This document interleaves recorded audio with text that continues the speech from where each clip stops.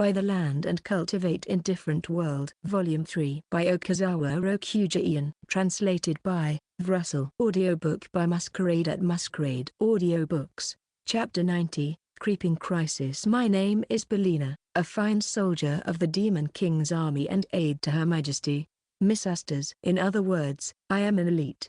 There aren't many fortunate young people as me whose talent is recognized and is selected to assist royalty. I am fairly confident in my ability to use swords, magic, and tactics that provide support to Miss Astor's. Sooner or later, I would eventually go out and become an independent general who would command an entire army in the war against the human race. Such are my dreams as a young soldier. But then, a sudden turning point came into my life, when Miss Astor received bizarre orders to capture the Mermaid Princess. In hindsight, not doubting such a strange order is the greatest mistake of my life. Because of it, I put Miss Astor in a dilemma. Nonetheless, I can't fully regret it even if I wanted to, because I never would have expected that it would lead to Miss Astor marrying Lord Zed. How did things become this way? The development was all too sudden that I couldn't quite wrap my head around it, yet, Beta me, an aide just like me, readily accepted everything as if it was to be expected, and that irked me. After some time had passed, Miss Astor and His Majesty went back to the Demon Kingdom together. However, I couldn't accompany them because I was tasked with managing the waypoints to connect them here at the farm run by Saint Kidden.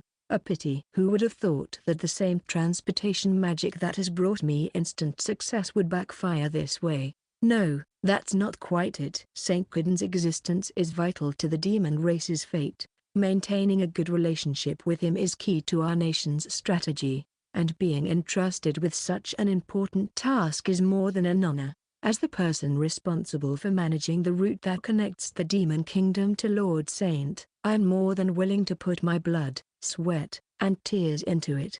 Thus began my life here on the farm. As I mentioned earlier, my main job is to manage the waypoints whose codes are known only to His Majesty. I'd like to take this moment and explain once again that waypoints are created by magic completely different from that of teleportation. By incorporating a complex coordinate code consisting of the digits 176 into the chant, it is possible to jump to its corresponding waypoint.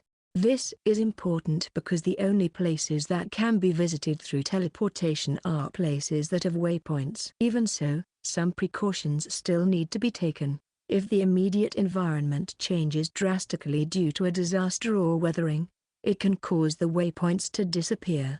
That's why someone must be assigned to maintain these in order to prevent that from happening, and such is the role that I play. Though an important job as it may be, you only ever have to check the waypoints once a day, make sure they're functioning well, clean and pick some trash here and there, and I'm done. In fact, I get it all done while humming a tune. It's just that easy. Since I have nothing else to do for the rest of the day after completing my task, I help out at the farm, field work, hunting, gathering at the sea, cleaning rooms, anything. Beta me immediately found a stable job as a tailor, so I'm left all alone to myself. Things used to be better during our first few days after Miss Astor's departure. Back then, the farm was still lacking in human resources, so every station always had a chronic need for helping hand. That's where I pitch in as an all-rounder. However, even Lord Saint is no fool to leave the matter of labor shortage unattended, so he stabilized the system by bringing in monster and mermaid reinforcements. As a result, I lost whatever work I used to do. Farm work, hunting and construction work were completely taken over by the newly recruited goblin and orc teams. Brewery work became more and more specialized as the mermaid recruits took over, so it was no longer a job I, an amateur, could do. I started getting impatient. What's the point of me being on this farm when there isn't anything that I can do? Just when I was resting on my laurels as an all-rounder who can do anything, I was demoted to a freeloader before I even knew it. This is bad. If I don't do something about this, I'll eventually end up as a nobody with no role to play on this farm. I won't allow a demon elite such as myself to be unemployed. It's making me undergo an identity crisis. My woes were further made apparent the other day when we challenged Lady Vale's remodeled dungeon. Although I was brought as a representative of the demon race, I wasn't able to contribute to anything at all. In fact, I seemed so non-existent during the whole exploration that Lord Saint hardly called my name, nor did anyone else notice my presence. This situation is becoming graver and graver. I'm one of the many soldiers recruited by the demon army, so I had all the right to feel confident about my fighting abilities. Yet there I was, as unnoticeable as air. At this rate, I'm really going to end up as an unemployed good-for-nothing. I need to do something about this, pronto. And that's why you came to me for advice. Betami, who is another aide of Miss Astor's, is now in an indispensable position as the farm's tailor. Lord Saint even built a personal clothing room for her to use freely, so there's a huge difference between us, especially now that I'm on the verge of being unemployed. We both started at the same time and at the same place, but how and where did we end up being so different? You know, I've been dead busy making all these work uniforms after the sudden increase of workers on the farm. It's driving me insane. Then let's reunite here and let me help you, just like old times. No way. You're clumsy with your hands. Terribly clumsy. Yeah, but you don't have to be so blunt about it. If the seams are a mess, I have to resew them again. So it's literally just double the effort. I know you're not suited for this job because we've been working together for many years. Oh, partner. I'm not sure whether it's the effect of your murderous workload, but I feel absolutely zero mercy from the way you word things. What am I supposed to do then? I don't want to be unemployed. Anything but that. My pride won't allow me to do that after I drove on the highway to elite success at the Demon King's army. Elites are such a pain in the butt. Don't make such a face that looks like it's forsaking its fellow soldier. Betami, help me get out of this wretched condition. Why don't you ask either Miss Astor's or Lord Zedden to dismiss you from your duties instead? That way, you can also return to the army. Huh? But what about managing the waypoints? That's just a matter of cleaning and checking for any abnormalities. I can still do that much. Besides, if it really does break, I'm sure Sensei or Lady Vale will do something about it if we ask them. I don't want to hear any more of this. Of course, those two omnipotent beings can do anything. Don't take away my last reason for existing. And for your information, I can't just resign from the task our respected Miss Astor's gave me. Well then, how about you become Lord Saint's nightly companion? I mean, you still have the face. You're just kinda flat. What are you talking about? My pride won't allow me to assume a position without relying on my abilities. You really are such a pain. Did she really just say that? She may have said it under her breath, but I definitely heard her say that I'm a pain. Oh, right. Didn't Lord Saint say he's going to start something again? Don't change the subject. I can't believe you would call your longtime partner a pain. Wait, huh? Something new? The big kiln he's been working on for so long is finally finished. Lord Saint says he wants to do something with it. And what's that? That I don't know much about. A commoner like me has no way of knowing what the Saint is thinking at any point of time. That's true, but if you volunteer straight away, he might give you a new job. Why don't you go and ask Lord Saint yourself right now? That's great news. Thanks, Betami. As expected of my kindred spirit, I'm going to Lord Saint to ask for a new job. Had you gone to Lord Saint from the beginning, I'm sure he would have given you something. My partner's words no longer reached me as I headed out in a frenzy. Chapter 91. Ceramics from Another World. I'm thinking of making ceramics. In order to eat our meals properly, we need fine tableware made of quality material. Up until now we've only been using plates and bowls made out of carved wood, sometimes even leaves. It felt more like we were survivors in the wilderness rather than an actual civilized group. I'd like to enjoy a more cultured lifestyle by having standard tableware, so I've been dreaming of making ceramics for a long time. We used to not have the necessary kiln to make it, but thanks to the orc and goblin groups, our problem is solved. Finally, I can now embark on my journey as a potter. If there's a plate I don't like, I can just break it. Just kidding. I aim to make proper plates. Lord Saint. You surprised me. For some reason, the demon duo Betami and Belina came rushing at me. Wait, what's with those tormented faces? Would you please allow me to assist you in your work? Huh? Why? No particular reason at all. Serving and devoting myself to Lord Saint is the mission Miss Astor's gave me. Your expression says otherwise. Well, it is true that this demon duo stayed here under the orders of their superior, Mrs. Astor's, now Demon Queen. They are proof of our friendship with the Demon King, so maybe that's why they want to show that they're constantly contributing to the farm? All right. Let us take the path to pottery together. Yes, said Belina as she jumped for joy while her cute chest jiggled from the motion. Who was that? Who said she has a flat chest? What's the matter, Lord Saint? Nothing. Nothing. Let's get down to the specifics of pottery making. The process involved is only based entirely on my smattering knowledge of pottery back in my world. After kneading the clay into the shape you desire, you bake it in the kiln. Thinking about it now, it sounds too crude. Is it really possible to make proper pottery with such simple knowledge? It's almost like I'm underestimating the art of it. We have no particular time limit set, so we just have to go at it nice and steady through trial and error. I'm optimistic that the hand of supremacy will take care of the rest.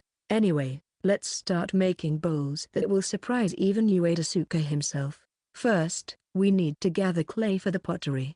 We dug up a lot of soil when we were making the waterway before, so we have a lot of it piled up with no specific purpose. I scooped up some soil from the pile. Of course, not all of it is suitable for pottery, but that's okay because the moment I touch them, there we go. Wow, it got really sticky when I mixed water and kneaded it, said Belina, surprised at the soil's stickiness. No matter what kind of soil it is, as long as it comes in contact with the hand of supremacy, it can turn into top-quality clay in a flash. Now, we just have to place this on the pottery wheel and shape it into a bowl. The clay forms the shape on this wheel as your hands touch it. I used to think that the watery clay being shaped by the rotating wheel and the hands of the potter I saw on TV was aesthetically pleasing. We made our potter wheel from the excess building materials, so it's not the electric kind. We need to manually supply power to it by turning the wheel with our left hand while our right hand molds the clay. I gave it a try, but it was surprisingly difficult. Spinning by hand is far less rhythmic and neat than an electric wheel. Not being able to use both hands to shape the clay is also troublesome in itself. Lord Saint, said Belina as she raised her hand, how about we try making that pot wheel rotate with magic? She suggested. Magic can also do that? Amazing. I believe it's possible with psychokinetic magic, though it cannot make everything move, only these magic stones, she further said as she took out something from her breast pocket. They were pebbles, shining like jewels but also appearing as if they were candy. We fill these stones with magic like so, and the more you fill it with magic, the more it becomes psychokinetically active.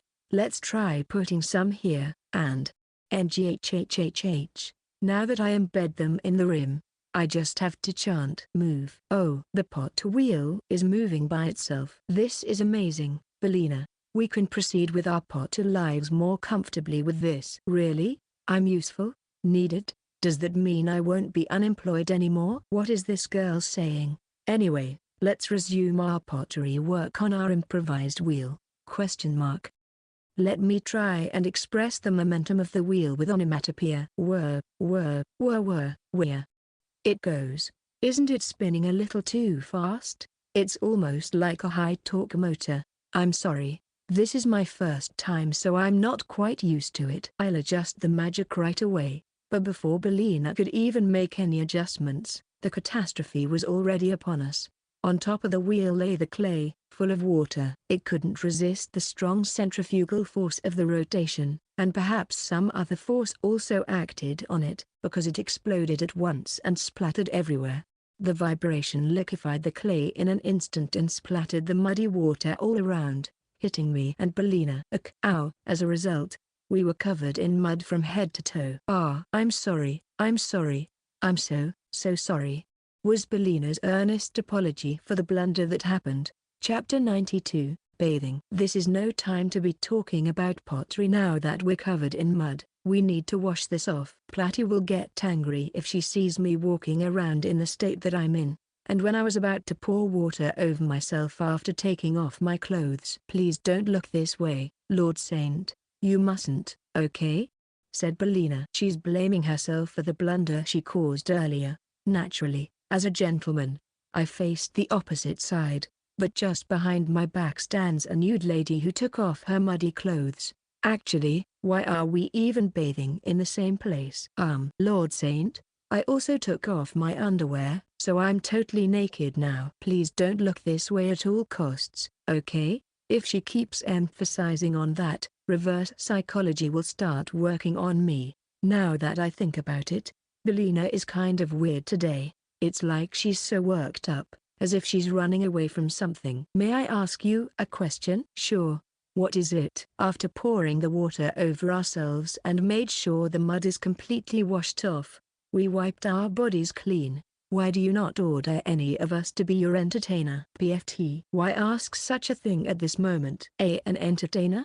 You mean those people who keep you company at night? Please don't elaborate its definition. She's the one who brought up the topic on her own accord, yet she's the one who got all flustered. Betami and I are fully prepared for when we become a burden. And such deadweights must obey their master's every word. Is that how the value system works in this world? And if you, Lord Saint, start taking pity on me, then my reason for existing will. What did she mean by that? I already have Platy and Vale with me, so you and Betami can rest easy and just live here in peace. That makes sense, said Belina in a slightly disappointed tone. But why? While we're at it, I'd also like to ask something. Is it normal for men in this world to have at least 2 wives? It all depends on their social status and capabilities. Knowing your skills, Lord Saint, I'm sure even having 100 wives is all right.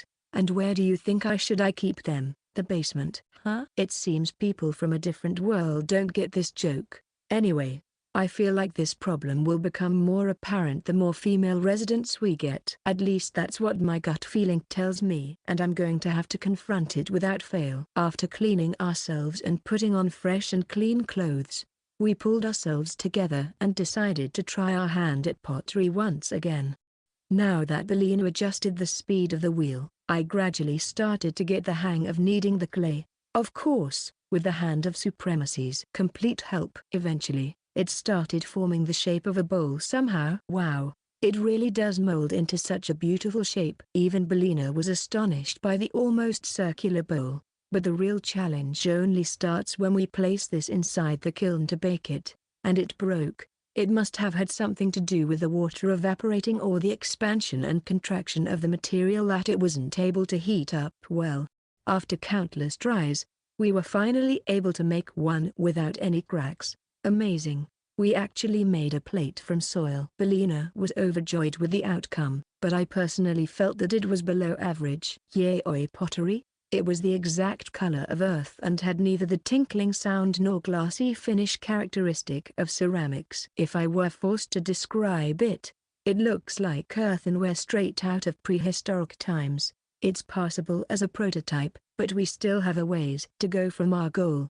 Really? In order to achieve the outcome I desire, we need to do more research. I'll devote my time into improving our handicraft. In that case, Lord Saint, said Belina as she drew closer. Would you please let me handle that research you speak of?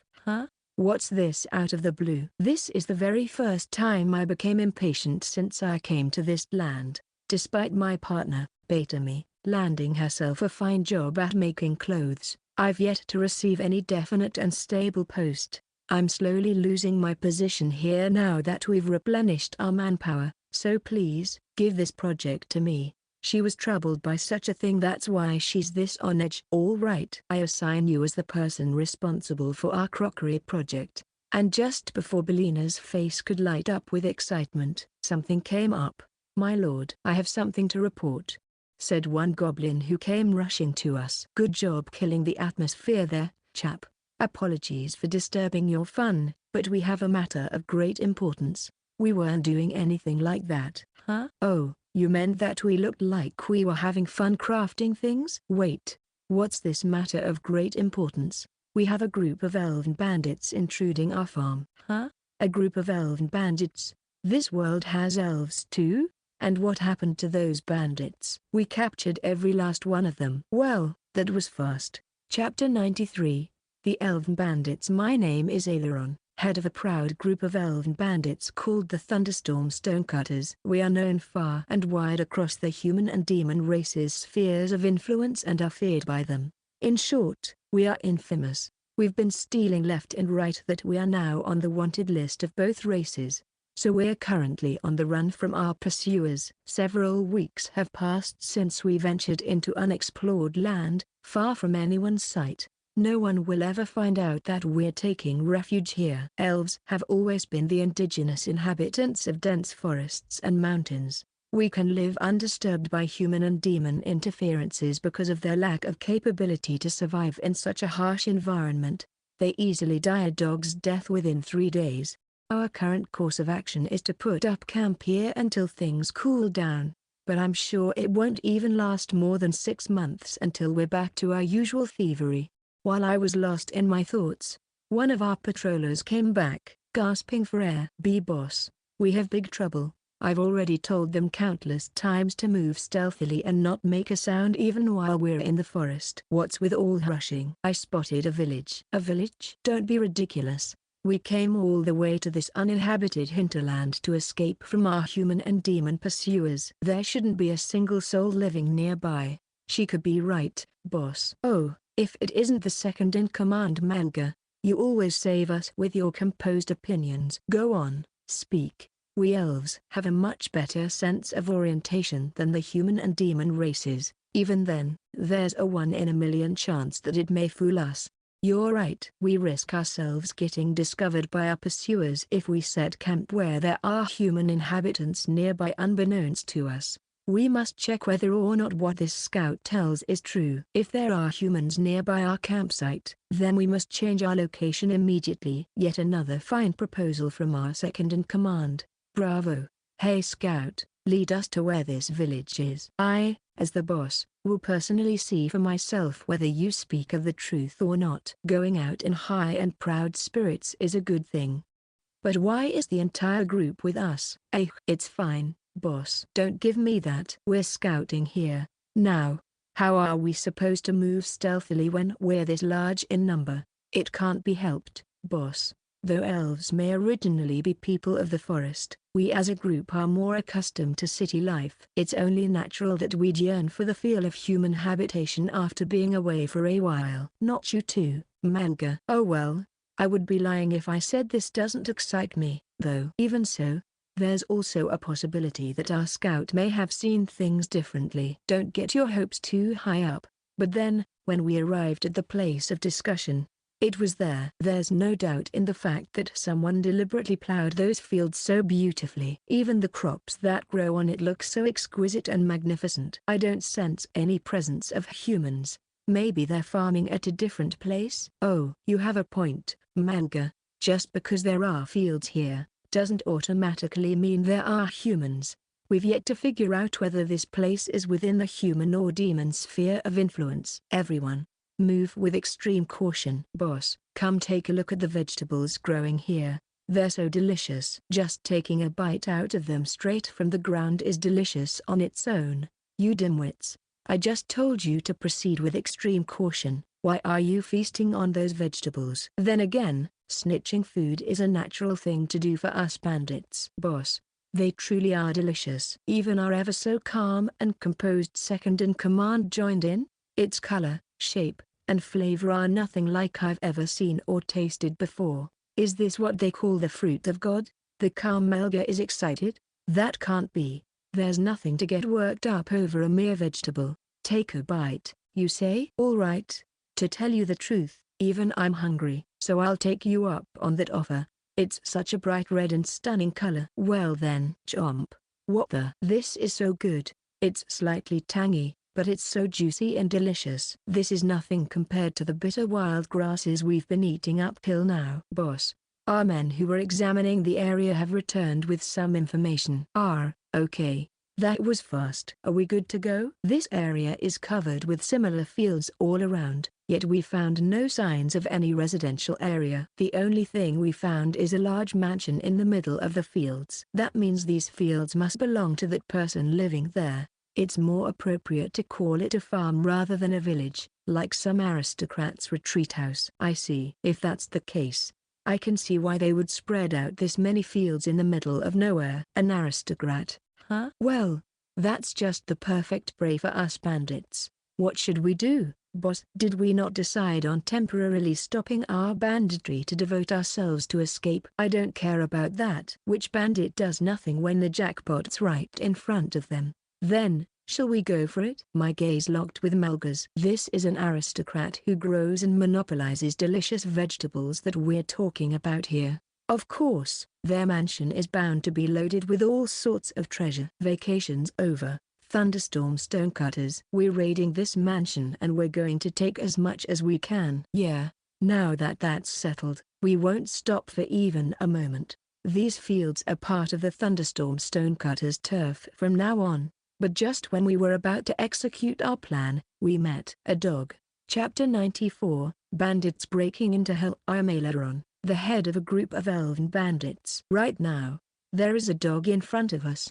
A dog? Its head is poking from among the crops. Or, it's a mushy-washy doggy. So cute. Our careless new recruits are encircling the dog. Don't just get close to it. It may be the watchdog at this farm. You're mistaken. Huh? Is that so, Melga? If you say so, but then does that mean it's a stray? Because I would also like to pet it. That's no dog. That's one kind of monster. What? Hyalicans are the most ferocious quadrupeds. They have the best sense of smell and endurance amongst all the monsters that they can chase after. They're prey to the ends of the earth. The moment they mark us as their target. What happens the moment they mark us as their target? No matter where we run to, they'll always be behind our backs and will take us down once we've exhausted ourselves. Escaping from them is impossible. That's why they've been given the nickname of the Hounds of Hell. That's scary. What's a dangerous monster like that doing here? There must be a high-level dungeon in the vicinity.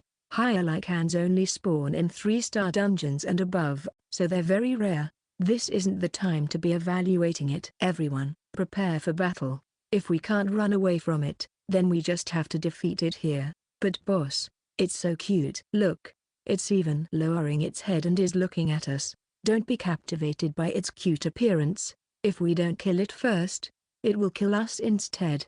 No matter how cute it is, you must harden your hearts. Bark, bark. Question mark. It barked all of a sudden. Bark, bark. Bark, bark. Bark, bark. It's barking incessantly. If it makes this much noise, the people at the mansion will know that we're here. We have to kill it fast. And who's there? Before we even noticed it, we've been surrounded by a huge army of orcs and goblins. The short long rhythmic bark is the signal for trespassers.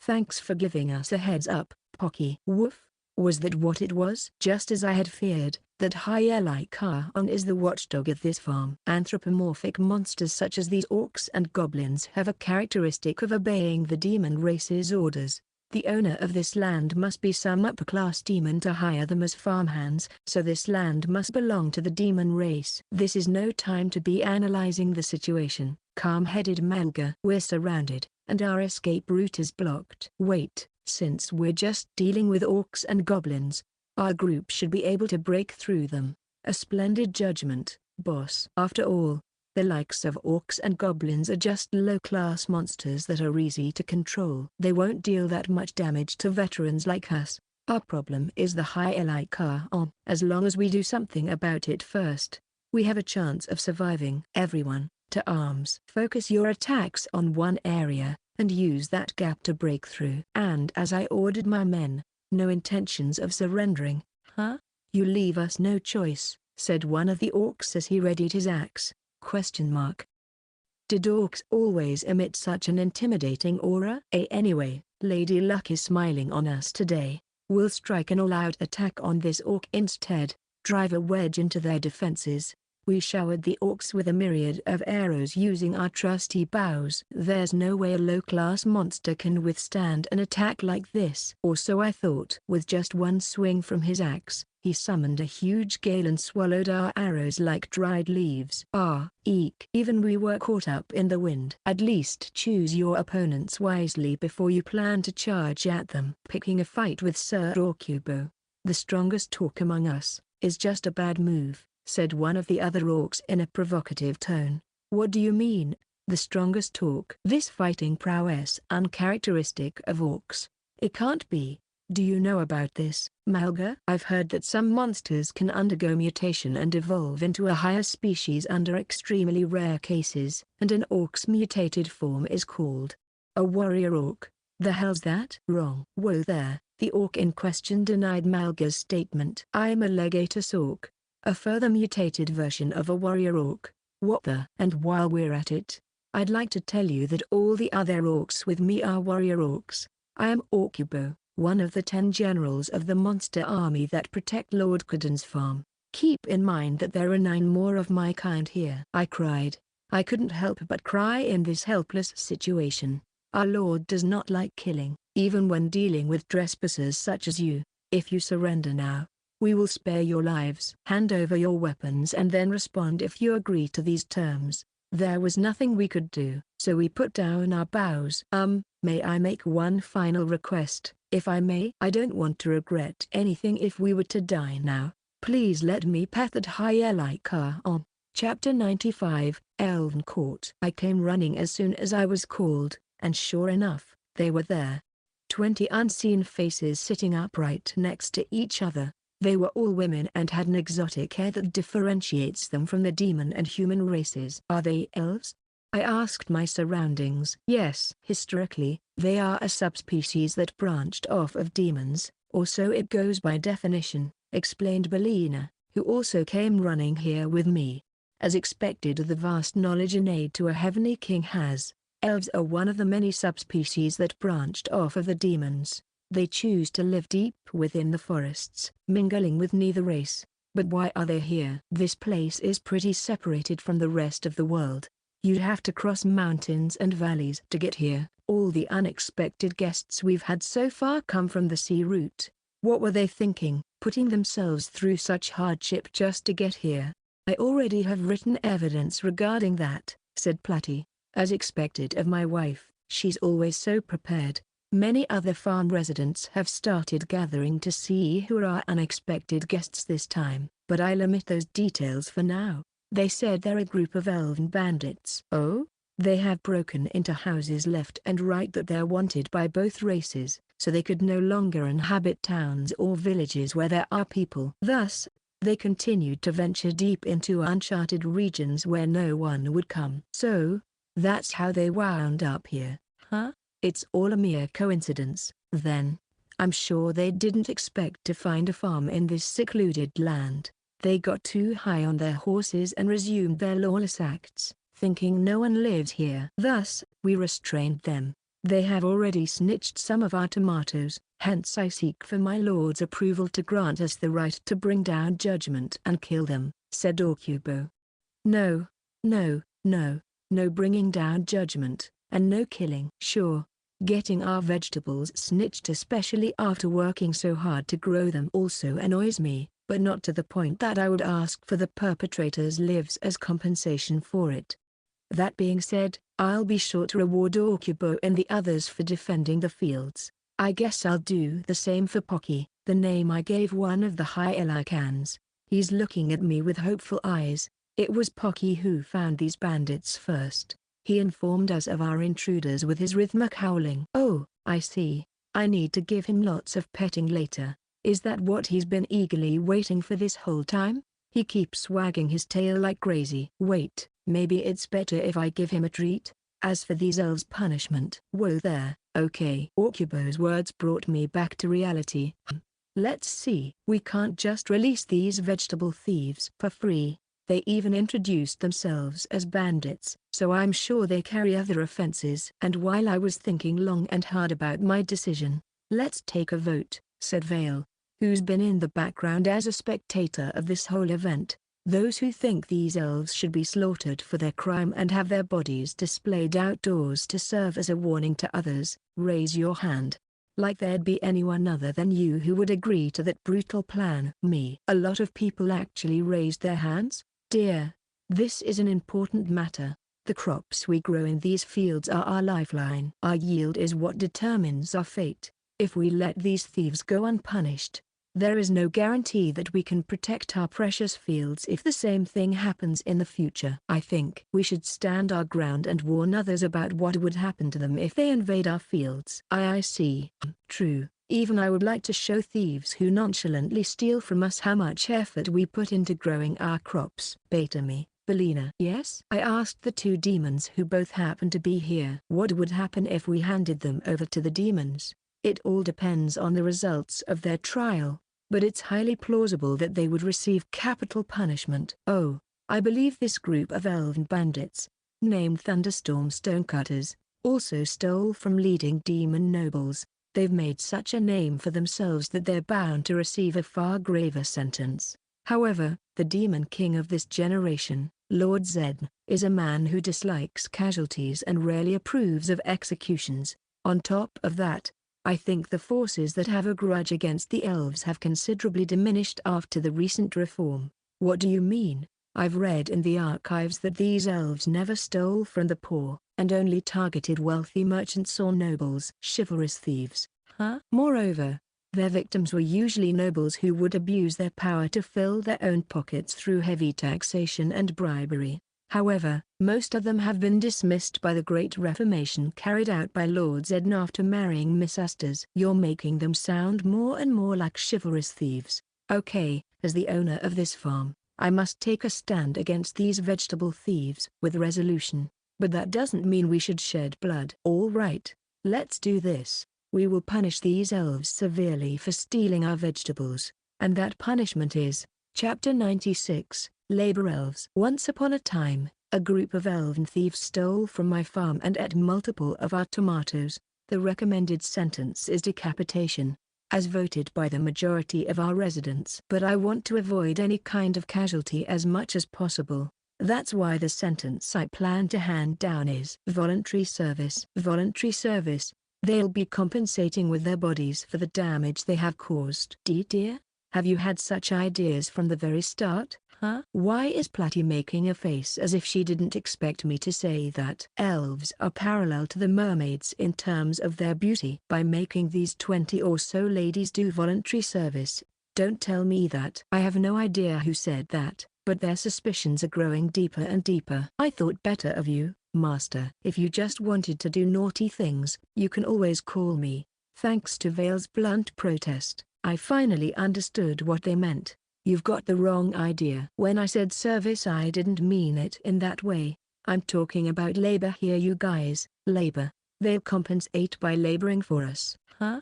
Some of the elves raised their heads, giving me anxious looks. Are you sure, Lord Saint? They're wanted in the Demon Kingdom, so even if they're pardoned for their crimes here, they will still be liable for extradition. Why don't they also make up for those crimes here? I'll talk to the Demon King about it. I'm sure he must be busy reforming his nation as well as invading the human kingdom. And so, the verdict is in. Court dismissed. As you were, everyone. Are you really sure? The leader of the bandits, who was a particularly fine figure, asked me. I think her name's Aileron if I'm not mistaken. You do realize that we're infamous criminals both wanted by the demon and human race. Are you not one bit worried about us being here? I think things should be fine in that regard. HMPH, you best not underestimate ourselves. No matter how much the likes of your race surround us, you can never capture us. We could disappear like smoke at any time if we wanted to. Except, I don't belong to the human race. You're free to run if you'd like, but I advise against that. At present, Vale is soaring the skies in her dragon form, clearly a way of asserting her dominance over our elven newcomers. AHHH. And there go the shrieks on cue. Some elves' knees gave way and dropped on the ground. But first, if you lowlifes would like to know what will happen once you flee to the forest, you're free to try it now if you'd like, and I'll gladly burn your hiding place down in turn. Vale, Don't threaten them too much. After warning her about this, Vale left a dismissive TSK and flew away. I'll always be watching you, even if you can't see me. Vale sure is a worrywart. Vale's minor threat is more than a death sentence for races other than hers, and the elves were no exception. The dragon? Why is the dragon here? Boss, I knew we shouldn't have set foot in this ominous place. It's just a farm. But I'd really appreciate more helping hands here. First things first, I want to know your fortes. Naturally, everyone has their own strengths and weaknesses. Letting them do work they're not good at only hampers our efficiency, nor is it any fun. I want to make them do what they're good at and efficiently contribute to our farm. How about farm work for starters? Are you fine with weeding out and harvesting? Don't make fools out of us. Ooh, quite a strong reply from their leader. Can I put my hopes on this? You think us forest dwellers can do work on plains? Grasses and trees grow on their own. They're not something that needs our tending. That's what you're boasting proudly about? What a total letdown. Ourselves are. She spoke but was interrupted by Belina's presence. You were here? Oh, the entire time, you say? Sorry, you didn't stand out so I couldn't tell. By nature, they are a race that thrives from gathering. They find rich forests to settle in and live off the nuts and herbs they find there. Wow. Hence it can also be said that they aren't one to adapt well to the civilized lifestyles of the demon and human races. Elves have a particularly unique view on nature, and this is also one of the reasons why they don't mingle with the other races. And the demonstration of that is what happened earlier. For them, nature's bounty is something that should be plucked out of the ground as they grow on its own. So, they're not something that they look after and harvest on schedule. Even if they get to learn how to work in the fields, eventually they'll be at an impasse due to their characteristic mindset. Oh, for the same reason, they can't handle carpentry or woodworks either. To elves, nature is just something that exists and not something they can work with to make their lives better. Seriously? Well, that's a bummer. They pretty much can't do any of the work here. If they could easily adapt to society, they never would have resorted to thievery in the first place. They say that no race is more troublesome than elves who have lost their forest to live in. How about we leave the hunting to them then? They look like they do well in hunting. They're forest dwellers. After all, we need to go to the dungeons to hunt on a regular basis, so I'll just leave that to them. Do you really think that's still necessary for us? We already have the stage 2 mutated orcs as well as Lampai, the Witch of Hellfire, who's proud of her prowess. Honestly, we don't have any problems in terms of war power even if we just have Vale around. I guess we really do have more than enough people in this field. That leaves us with no work to give them, other than keeping them as your mistresses. That is, I think it's better if we hand them over to the Demon Kingdom instead. Upon hearing this, the elves perked up their pointy ears and quivered. Also, is it just me, or do I sense some kind of hidden meaning in Belina's words? Hey, suddenly interrupted Aileron as she picks up a certain object that was beside her. I'd like to ask you about this. Chapter 97. The Elves' Talent. What Aileron picked up was the clay plate that we were still working on, though it's more appropriate to call it a prototype than an actual, usable plate. We were just about to discuss their future here, but it seems we're back to where we started. What does she want to do with the plate? It's still incomplete, so I feel embarrassed when she scrutinizes it like that. Well, I was just wondering why it isn't enameled. Without it, it will only look rough and gritty and will absorb any water if used. It's incomplete, but that's exactly what it is. Do you perhaps know how to make it better? Well, for starters, could you give me the remaining ashes from the kiln? Here you go. You can dissolve this ash in water to make enamel out of it. Then, if you coat the plate and bake it again, you should be to make durable pottery. Seriously? I never would have thought we'd get a lead from her. Let's try her suggestion right away. It actually worked. After some time has passed, I was able to make my ideal plate by following Aileron's instructions. Coating earthenware with enamel is the most basic of the basics. How could you not know that? Ash achieves a glassy texture once dissolved and heated at very high temperatures.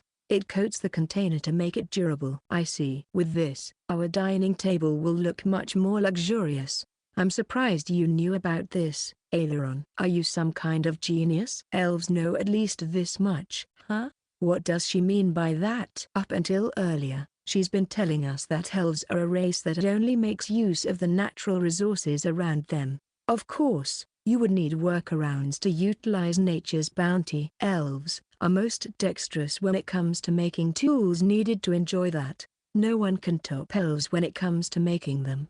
The other elves started chiming in. What? So, elves do have their field of expertise.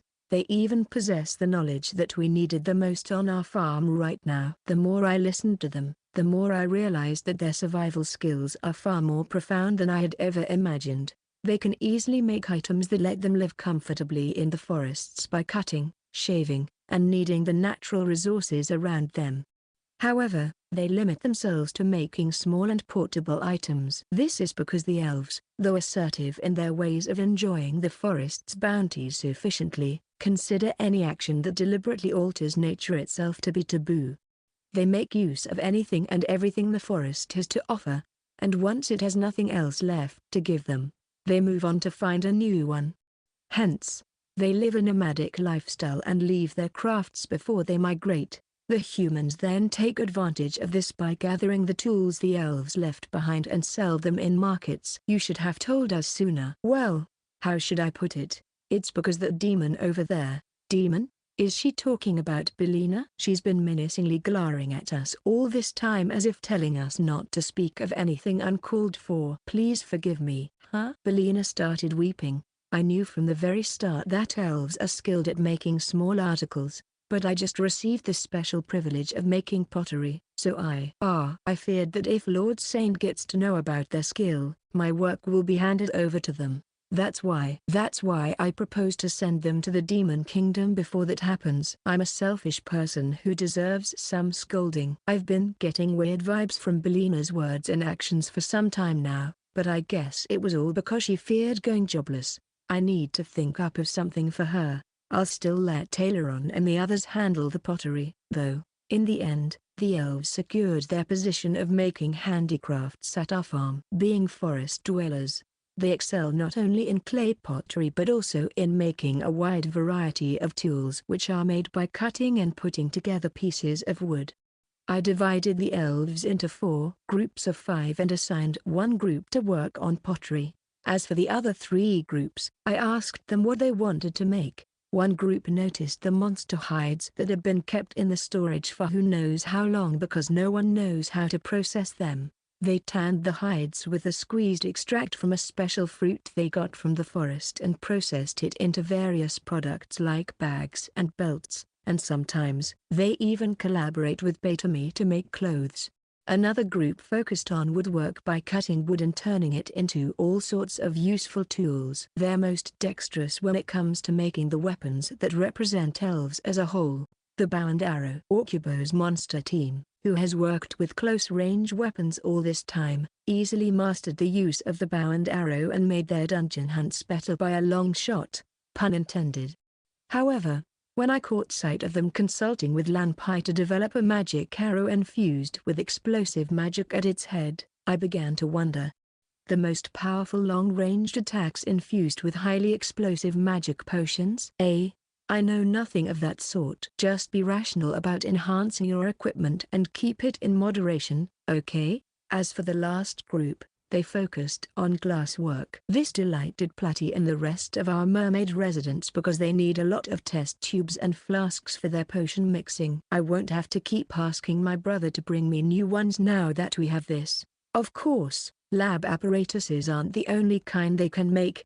They can also make glass tableware and glass windows. Thus, the elves easily adapted to our farm like so. Chapter 98, Elven Haven. I am Aileron, and I used to be the head of Elven bandits called Thunderstorm Stonecutters. Alas, we finally ran out of luck as Lord Cordon captured us in a flash after stealing from his luxurious farm situated in the middle of nowhere.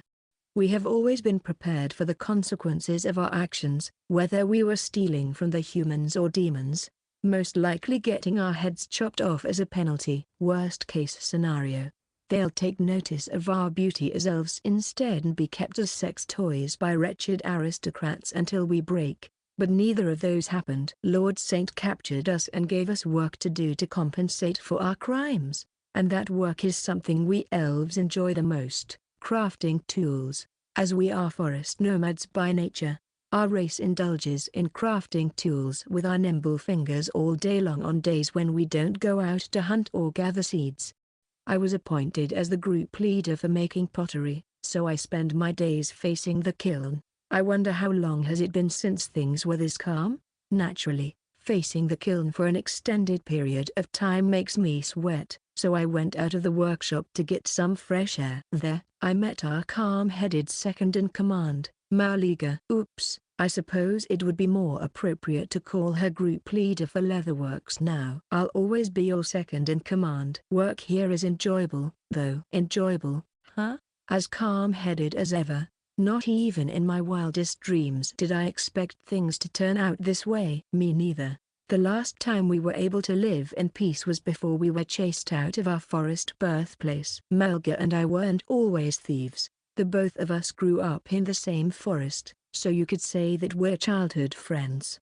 However, that forest is no more. That forest, belonging to the human kingdom's territory, suddenly withered and vanished one day. It was only later on that I knew about its cause.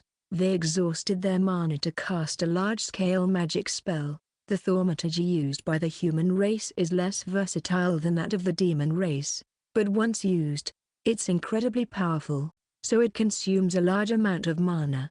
It's mostly made up of natural mana that flows with the human race's domain. Hence the effects of abusing it are also harsh in return, as seen from what happened to our home forest. We were forced to leave our homes and part our families, and we could no longer find out whether they are safe or not. No race is more miserable than elves who have lost their forest. Having lost our way of life, it wasn't long until we resorted to banditry. As revenge, we stole from aristocrats and wealthy merchants who have filled their own pockets through illegal means, perhaps that being our only saving grace. By the way, boss, did you know that Lord Saint isn't a human from our world? Huh? What do you mean? The human race possesses a thaumaturgic spell that allows them to connect our world with another and call upon heroes from there. Lord Saint is one of those summoned otherworlders. You mean they hollow them to come over? No. They were summoned here against their will. That's why Lord Saint severed his connections with the human kingdom and began living a peaceful life here. He fell victim to the human race's magic just like us. Then, I'm starting to like this fellow more and more. You thought so too, boss? Said Melga as she saw right through me. There are no males in our group since elves only ever give birth to females. Even I have no idea why. But the point is that we must mingle with other races to procreate. It doesn't matter which race we mingle with because we will always give birth to elves. Once we're at the right age, we leave our home forest in search of a man. There is no better candidate to create a superior generation than Lord Saint, who created this farm and commands elite monsters. Our problem is Princess Platy and the dragon being his wives. Those two are really scary, especially the dragon. I don't think I'll be able to survive what's going to come if I get on her bad side. Someone as exceptional as Lord Saint shouldn't have any problems raping any woman he fancies. What we want is his seed, not to be his wife.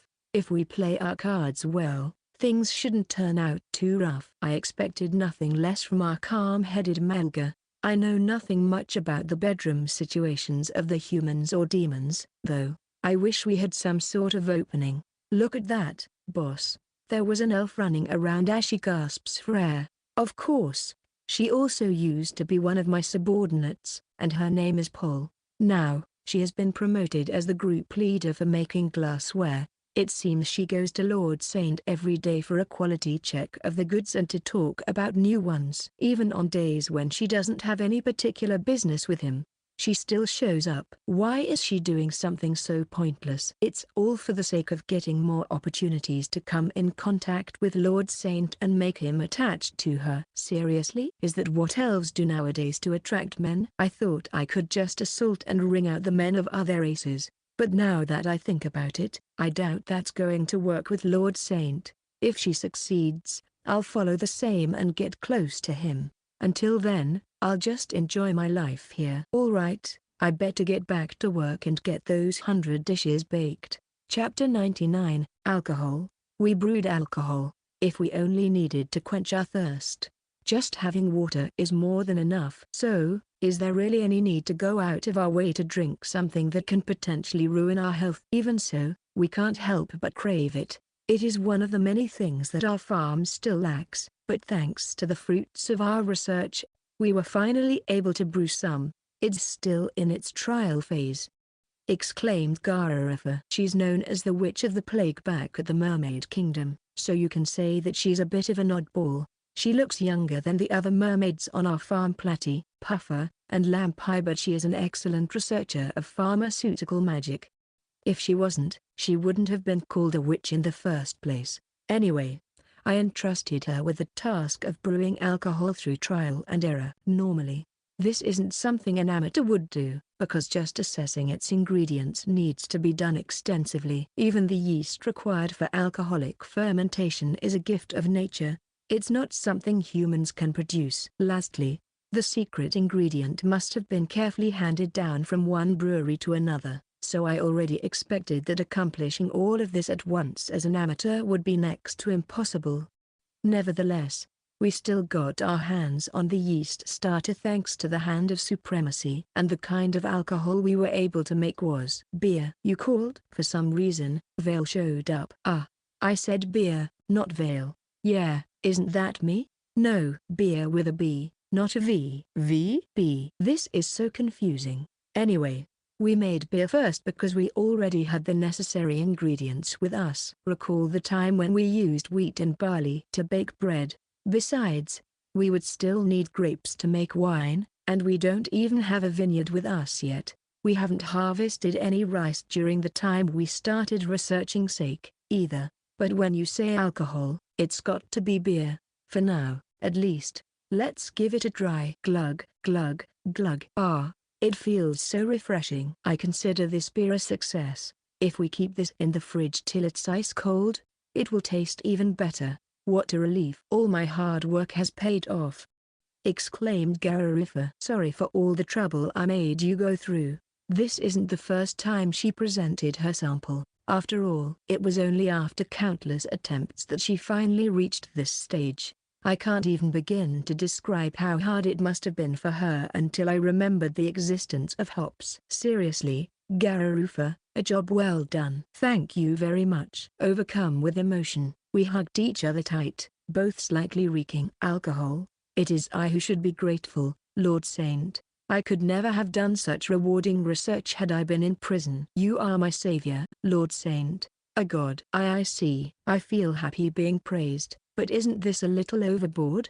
However, I feel slightly uneasy. Now that we made alcohol, does this mean my job here is done? Huh? No way. Now that we've made beer, our next step is to establish a system to increase our production rate so we can always have a stable supply.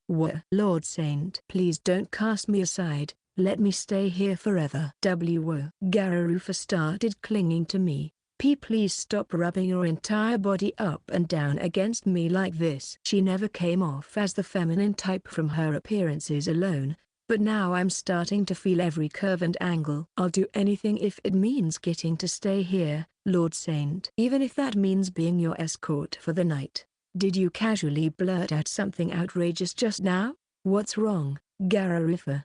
I never thought of you to be the immodest type. Hey, said Vale, the sole person who's been watching this shameful scene from the sidelines while sipping the beer I left bit by bit. Maybe she's drunk? Ah, now that you mention it. Her face is red. She's been anxious this whole time, wondering if her beer would suit my tastes, so she went ahead and drank before I did. It's only natural that the alcohol would accumulate in her body. No wonder she reeks of alcohol. Vale continues to sip on the beer. I've run out of booze. Bring me another glass. Also, just having this alone is boring. I want something to eat. Finger food would suffice.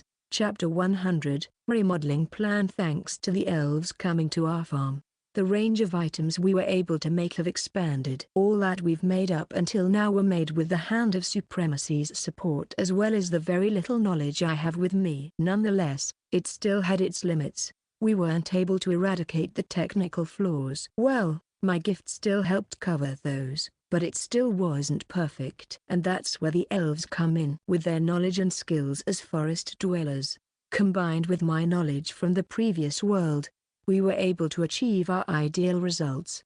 Back then, every time I thought I was only one step away from succeeding, I was only met with a dead end. Now, things have finally come together. Even now, the shield is complete. An orc and elf came together to show me something. For some reason, their combination is making me think of something entirely different. No, I must get rid of the corrupted mindset I got from my world. The orcs and elves on my farm are in charge of the construction work and production of small articles respectively. Due to the nature of their work, it's only natural that they would collaborate every now and then. What was completed again? This shield. The orc and elf held up a round and large tortoise shell. Ah, is that what I think it is? It's the shell of the tortoise-type monster we defeated at Vale's remodeled dungeon some time ago. We examined them closely whether or not they could be prepared as food, but their insides were so grotesque we established them as inedible. Their shells, however, were hard and had a nice shape to them,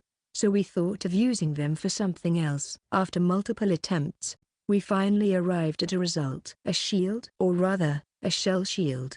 Quite an orthodox way to use it, if you ask me. Yes sir, it's the strongest part of the monster. Not only is it hard, but its hemispherical shape is also very effective at deflecting attacks, said one of the orc recruits. Compared to his seniors, he gives off the impression of being young and lively. That being said, the gaps between the shell have become brittle after the monster inside it died, and just when we thought that we won't be able to use it on anything, tada, everything changed. Thanks to their wonderful cooperation, said the orc as he and his group posed to highlight the elves. Aren't these elves from the woodwork group? No, all we ever did was varnishing the gaps of the brittle shell, thinking it would enhance their durability. Varnish? Come to think of it, something like that also existed in my previous world. It's some kind of sap that's used to cover wooden ware to give it a shiny finish and make it durable. It was even used as a substitute for glue in the past. We found varnish trees from a distant forest, so we took some of its sap with us. That's why this shield evolved into the most durable armor after being varnished, all thanks to the elves. They then gave each other a high five. The orcs and elves on my farm get along well, and that's what matters the most. We'd like to ask you, Lord Saint, to assess its quality. All right. The tortoise shell had a handle on the other side of it, just like any other shield. It felt incredibly heavy when held and seemed difficult to manage, but its quality as protective gear is legit. Whoa. The orcs suddenly rushed at me, but I was able to defend myself with the shield. The elves also fired their arrows, but the shell shield repelled all of them with its inherent hardness. Not one arrow was able to make a scratch, let alone pierce through it. I understand your intentions, but don't just charge at me like that. It freaks me out. Sorry. Still, it was quite a fierce attack, yet I got out of it unscathed. This is amazing.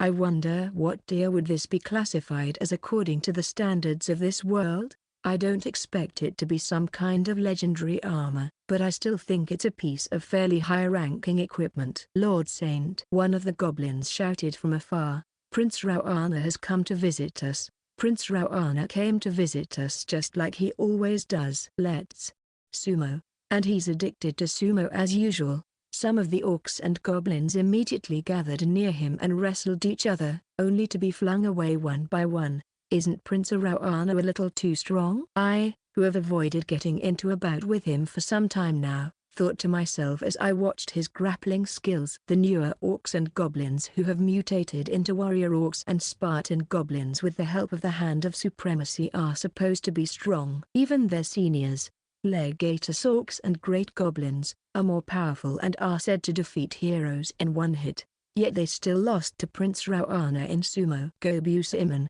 our sumo veteran and also one of the stage 2 mutated goblins, got hurled just now. Oh Lord Saint, forgive me for rampaging around before I even said my hellos. Would you please refrain from addressing me while you're in a ready stance? You're also going to hurl me the moment you see an opening, aren't you? You seem to have something interesting with you, said Prince Arawana as he immediately took notice of the shield I'm holding. I unconsciously kept it with me even after our little experiment. This looks like a fine shield indeed. It has the perfect weight and stability to it. Huh? When did the shield go from my hand to his? Do merfolk use shields? Aside from using magic potions, as part of merfolk's basic tactics, we use our swimming momentum to rush at our opponents, hence a shield is important to parry them, said Prince Arawana as he moved the shield as if he were trying to dodge a harpoon coming at him. Why don't you take it home with you? It's still a prototype, though. My goodness. Are you sure? He says that, but he seems pretty delighted.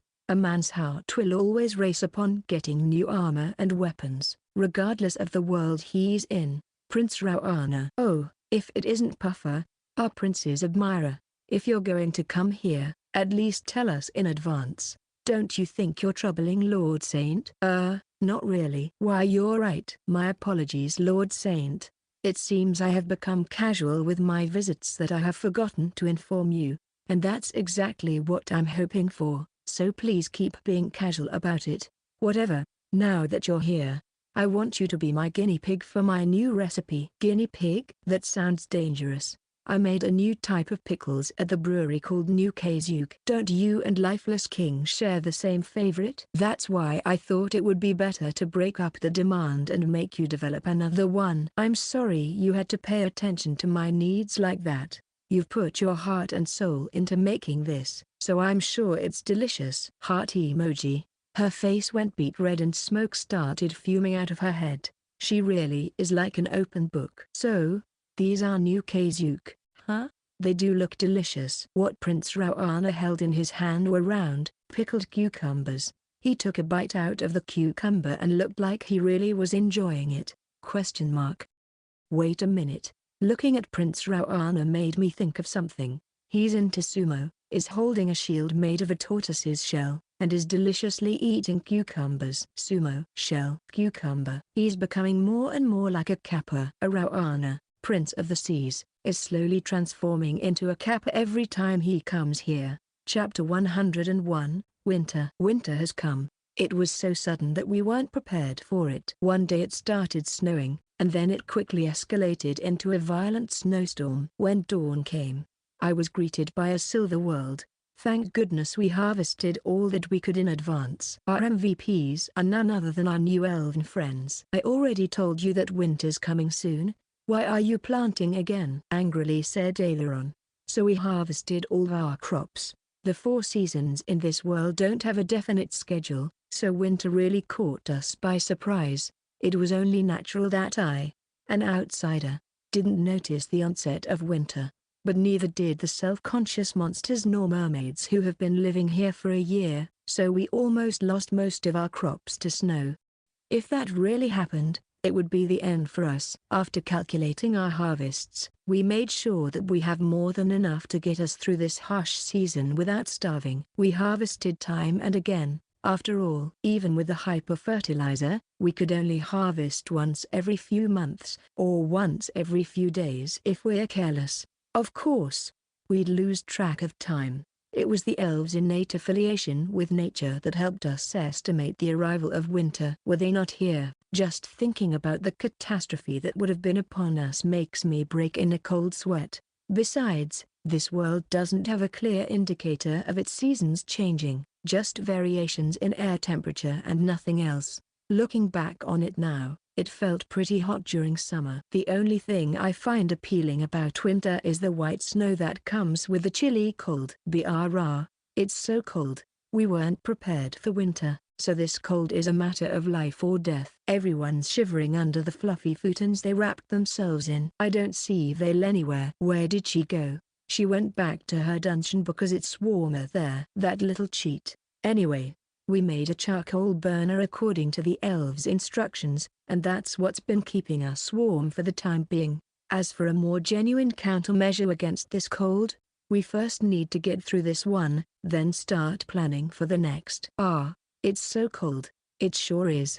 Platy and Garufa are huddling up to me from both sides. I know skin on skin is an effective measure against the cold, but this is starting to make me think of other ideas. That's when Aileron entered the room. Lord Saint, we've added more charcoal. Aileron snapped upon seeing me squeezed in between Platy and Garufa. Hey! She threw the charcoal at me with all her might. Ow! I'm working hard here, yet you have the balls to stay in your room and flirt with others? At least let me join in on the fun. Ah, what exactly are you mad about again? It's not like we were fooling around. Garufa happened to come to discuss the Sake Brewery's future plans while Platy and I were talking about how to beat the cold. In the end, we all huddled up next to one another. There's no other meaning behind it. Right, guys? Anyway, how's our charcoal rations going? Everyone has received it. We all made our own brazier, so everything went smoothly. Their craftsmanship is their strong point, after all. By the way, I made my own steel brazier with some leftover mana metal. I actually wanted to use it to make some chinaware, but I gave up on the idea because I didn't have the time to bake it and we needed them in numbers. Pronto. The orcs and goblins made their braziers from wood, but as expected, it doesn't fare well with fire. Just make sure you're careful with handling the fire. I'll worry about protecting myself against the cold later. Faster, please. We'll continue to make charcoal to stabilize our supplies and mass produce ceramic braziers that are easy to use. I beg of you. You don't have to worry about its design. I just really need them. The design matters, you know? It does? Oh well. Let's leave it to our elven artisans. Other than that, the only heating devices I can think of are a sunken hearth or a fireplace. Since we have a Japanese-style house, having a sunken hearth would fit in with the interior just fine. A fireplace, on the other hand, would be more trouble since we need to pile up bricks and build a chimney for it. I don't think you have to take things that seriously, huh? Everyone's enjoying winter. When I went outside, sure enough, there were people in large numbers enjoying the cold weather. Several goblins and elves were amusing themselves with a snowball fight as snowballs kept flying in the air. Yeah, it was a direct hit. Smash and crumble. Even though they're just having a snowball fight, their shouts imply otherwise. I know I was the one who introduced this winter game to them, but I never expected it to become this big of a competition. Everyone interpreted the rules in their own way and thought up of different techniques. Snowball fight technique number 1, double snowballs. You throw the snowballs along the same trajectory, with one snowball following closely behind the other to take their opponents by surprise. You only have to dodge the snowballs in this kind of game, right? Yeah. So, it doesn't make much sense to put a snowball on the exact same trajectory you dodged once since they're flying all over the place anyway. You're right. Snowball fight technique number 2, deadly cannon snowball. Your attack power drastically increases just by putting a stone inside it. Isn't that foul play? That's why it's a legendary technique that was banned right after it was invented. Snowball fight technique number 3, deadly human snowball. You hurl yourself towards your enemy, becoming one with the snowballs. However, to label the orcs and the other races as humans is nothing short of tactless. Isn't that just you running up to your opponent, snowball in hand, and attacking them close range? Yeah, but it won't be as effective as it sounds in theory since you'll get hit with a concentrated attack as you get closer to them. Well, going through trial and error is what makes the game most enjoyable. I mean, just look at them, they're having the time of their lives while experimenting with all sorts of things. True, if they're having this much fun playing, I guess we don't need a fireplace anymore. They'll be back to feeling cold as hell once they're done, though. My lord Orcubo called for me beneath the twilight. Where have you been? We made a boat. What now? They pointed to it. It's about the size of a rowing boat. We thought it would be a great change of pace to go to sea and catch some fish when this snow is preventing the crops from bearing fruit. We made this on our own volition. Huh? You want to go to the middle of the seas to fish in that boat? Seize the thought. You'll be done for if the boat overturns. It will be all right. Finding work is proof of competence. I guarantee that we'll come home with a big haul. And so, they set off with their self-made rowing boat from the seashore. Can you even fish during winter? Depends on the species. But then, Orcubo's boat immediately crumbled upon setting off. Oh no! When I saw the boat sink and the orcs were thrown out of it, I started to panic. Alas, it was for nothing as I saw our tenacious mutated orcs rise and swim back to the shore, soaking wet. Despite everything, everyone seems to be enjoying winter. Chapter 102, A King's Murmur, Sequel. I am Genesis the 18th, King of the human race. Slew up. Squeezed fish juice is so good. Fish goes to waste when being transported to the inland capitals, so only its extract is sent to preserve its taste. It stinks, but it's worth it. It's a luxurious item that peasants will never get to know of. Such is a noble's taste. You're jealous that a king like me can have this every day, aren't you? Your Majesty, we have trouble. What's the matter, servant? Even if you make a fuss, I still won't share my fish juice with you. I will never drink something so nasty even if I was ordered to. That aside, we have more pressing matters. We just received a message from the border. An urgent message? The demon kingdom gathered its troops and is headed this way to invade us. What? Why are they pressing forward when we've been keeping still this whole time? There must be some kind of misunderstanding here. Are you sure they weren't just preparing for some festival? No? Everyone was armed? I see. What a pity. We have no choice. We're intercepting them. Dispatch our men at once. I'm afraid that's not possible. The generals are returning to their territories along with their troops as we speak. What? Calling them back now would take some time. Why are they going home on their own accord? Despicable. No one should leave without asking permission from me first. With all due respect, but it was your Majesty who ordered to temporarily dissolve the army and to cease all plans invading the demon kingdom until Saint Caden is found. Huh? I did? Yes, your Majesty. It has been quite a while since they returned to their territories. Thus they grabbed this opportunity to return at once. They said that there are a lot of matters that need to be dealt with in their respective territories, including appeasing their people. They actually said that? TSK, what a bunch of goody two-shoes. In other news, no information has come from the search party. I see. If only we had Saint Caden as one of my retainers. Exterminating the entire demon race would be easy. TSK, everyone is so useless. However, don't think the human race will lose here. For we, the superior race chosen by the God of the heavens, have been granted multiple layers of divine protection, and one of them is a sacred thaumaturgical spell called Sacred Barrier. Let me explain. Sacred Barrier, a magical spell that creates a huge border enclosing the entire human kingdom by borrowing power from Zeus, the god who reigns the heavens. With this barrier, we can enter and exit our borders as we wish, while the demons are sent flying away, unable to penetrate through. It's because of this barrier that our kingdom has never been invaded by the demon race for the past 1,000 years. Those fools won't see what's coming their way. But casting the spell will use up a lot of our natural mana, and there's a theory that has been floating around saying the land within the human kingdom is going chronically infertile. Hush. That's no more than a mere theory. What's a small piece of infertile land to protecting the entire kingdom from the demons' threats? Anyway, those dimwits must have forgotten that they've had so many failed attempts of invasion because of the sacred barrier. Fools never learn from history. All right. Gather all the troops that you can. We'll deal a heavy blow on their army after they're thwarted by our barrier. Your Majesty. Yeah? What is it? The sacred barrier has been shattered. Huh? What? Why? How? Isn't the sacred barrier supposed to be invincible? According to reports from the front lines, there are 2 female generals leading their army. We have confirmed their identities to be 2 of the 4 heavenly kings, Astas the wild and Glasia the malicious. When the aura from their swords came in contact with the sacred barrier, it immediately shattered into a million pieces. Say what? Contact the church and tell them to put up a new sacred barrier. We have sent a messenger to inform them, but they said the sacred barrier is a large-scale magic that was invoked thousands of years ago and has been cast numerous times without encountering any obstacles. Its maintenance aside, the reactivation ritual for it has long been forgotten. I can't even rely on the church at a time like this. They would always extort an outrageous donation from us.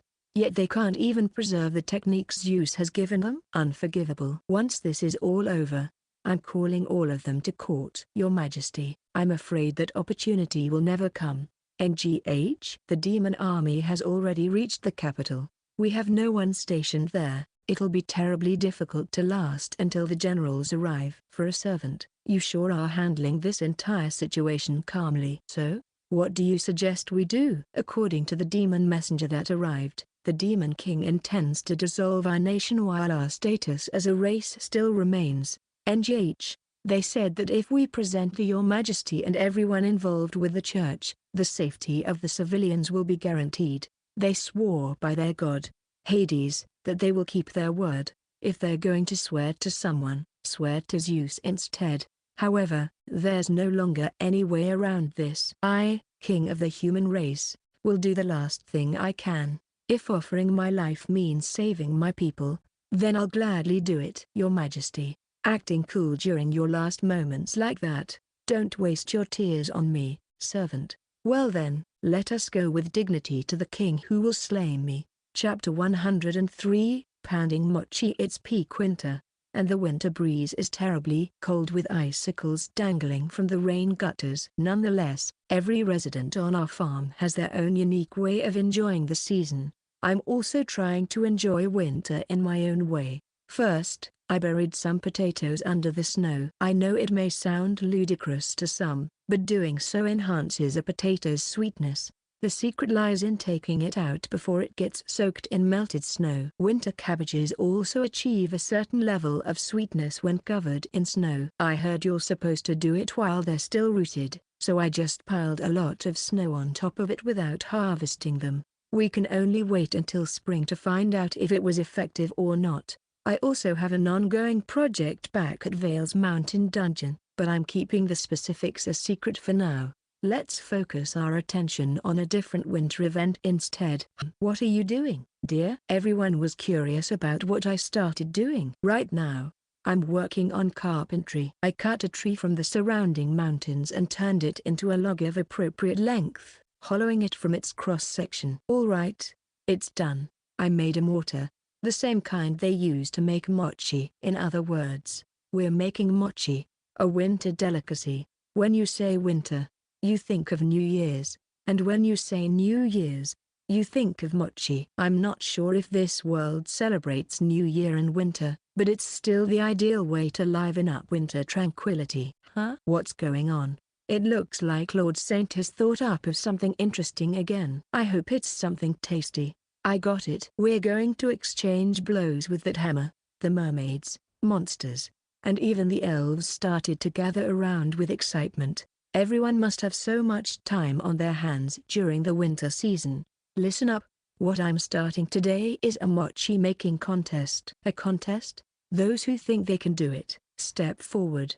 I'll take on anyone's challenge. We need a little excitement to beat this cold. The glutinous rice I left to steam in the kitchen is already done. I knew this time would come, so I grew them separate from normal rice before winter. I had asked Kobukachi and the others to bring in the bamboo steamers filled with glutinous rice and drop them into the mortar. Since to see is to believe, I showed everyone how to make mochi. Pound.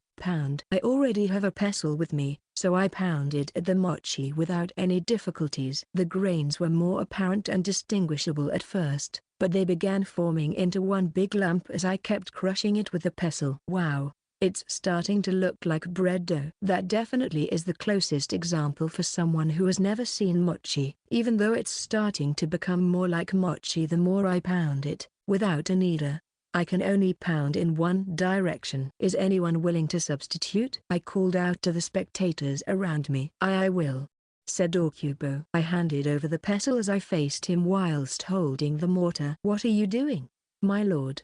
Every time you pound the mochi, I'll turn it over, all right? We'll make a perfectly smooth mochi by eradicating this imbalance. I see. But before we start, please try your best to be careful not to pound my hand with the pestle by mistake. We want no cliched developments here. Understood, my lord. Why the short pause before your reply? And don't hit my head with the pestle either. Understood. I'm trusting you and your words. Pound, knead. I felt slightly uneasy, but I was able to knead the mochi without any accidents happening. After it's done, I just need to tear it into pieces and distribute it to everyone. And since it was freshly pounded, it was hot and sticky. Whoa, this tastes so good. Ah, my mouth. It burns. It was a hit, just as I thought. I seasoned it with sweet soy sauce since we haven't made roasted soy flour. We can also wrap it in nori and add it to miso soup. I also gave the mochi a try. I wonder how far can pounded mochi stretch? This dough-like thing is amazing. Just how far can it stretch? Platty was even more astonished when she took a bite. Dear, I can't believe you made another tasty dish. Lord Saint really is a god. How are you so wise and knowledgeable? Come on, guys. It's just mochi. But I still have something up my sleeve. You mean you still have something tasty with you? I poured a dark liquid into a bowl, zenzai, a warm and sweet soup with red beans as its main ingredient. I added some mochi into the zenzai. I have mochi, I have zenzai, boom. Mochi zenzai. What? Platty and the rest of the ladies let out delighted high-frequency shrieks enough to shatter one's eardrums. What is this? This sweet zenzai and fluffy mochi, a combination of black and white. It's a golden harmony of sweetness and texture. Black, white, or gold? Make up your minds. I'm just glad everyone loves it. There's still a lot of leftover mochi, so we can just preserve that till later use. Everyone else took turns to try their hand at pounding mochi. Don't you dare hit my hands or head.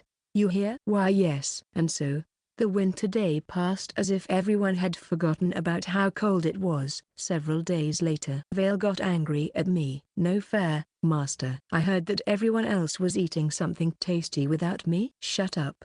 You're the one who left us and took refuge in your own dungeon to escape from the cold. Chapter 104, Spring. Winter is finally over, which marks the coming of spring. The melted snow is flowing down the river and into the sea. Everyone was delighted with the passing of the enduring season. But, is it all right for me to assume that it has been a year since I was transported into this world now that spring has come? Thinking about it now, I indulged in doing whatever I wanted before winter. While I did plow the fields, it was with the help of the Hand of Supremacy and the hyper-fertilizer that we were able to grow a wide variety of crops without ever stopping. I've even lost count of the number of times we harvested every month, but the fact that I was able to do so much means that I arrived here sometime around spring. During my time here, I remember there being a hot period which was followed by cooler days as time passed on. And now, a new spring has come. It's been a year. Huh? We sure did all sorts of things. Looking back on what we have done, I suppose now's the time to be setting new goals. What we made last year were the fields, first of all. Since this is a farm with the ultimate cheat combo of the Hand of Supremacy to produce seedlings and the hyper-fertilizer to accelerate their growth, we must produce anything that we wanted. We've also been expanding our land in line with the increasing number of residents that I can no longer grasp its actual size. I don't even know how to measure a hectare anyway, but if I consider one compartment of a field, I'd say we have around 80. Right now, I planted the seeds during our first cultivation, although it was more just me touching the ground with the Hand of Supremacy, and left the rest of its maintenance to Gobukachi and his team. One part of it has been transformed into a rice paddy. I even connected a waterway to it, all because of my love for rice. But everyone else began liking rice after our first harvest, so we had to expand our paddies. Well, they actually want to eat mochi more, so they demand we increase our production for glutinous rice instead. I think this is all that I have to say about our fields. Our farm is also blessed with mountains and seas surrounding it. It's even more of a blessing that this level ground has more plenty of arable land. The mountains and the sea are a treasure trove of nature's blessings.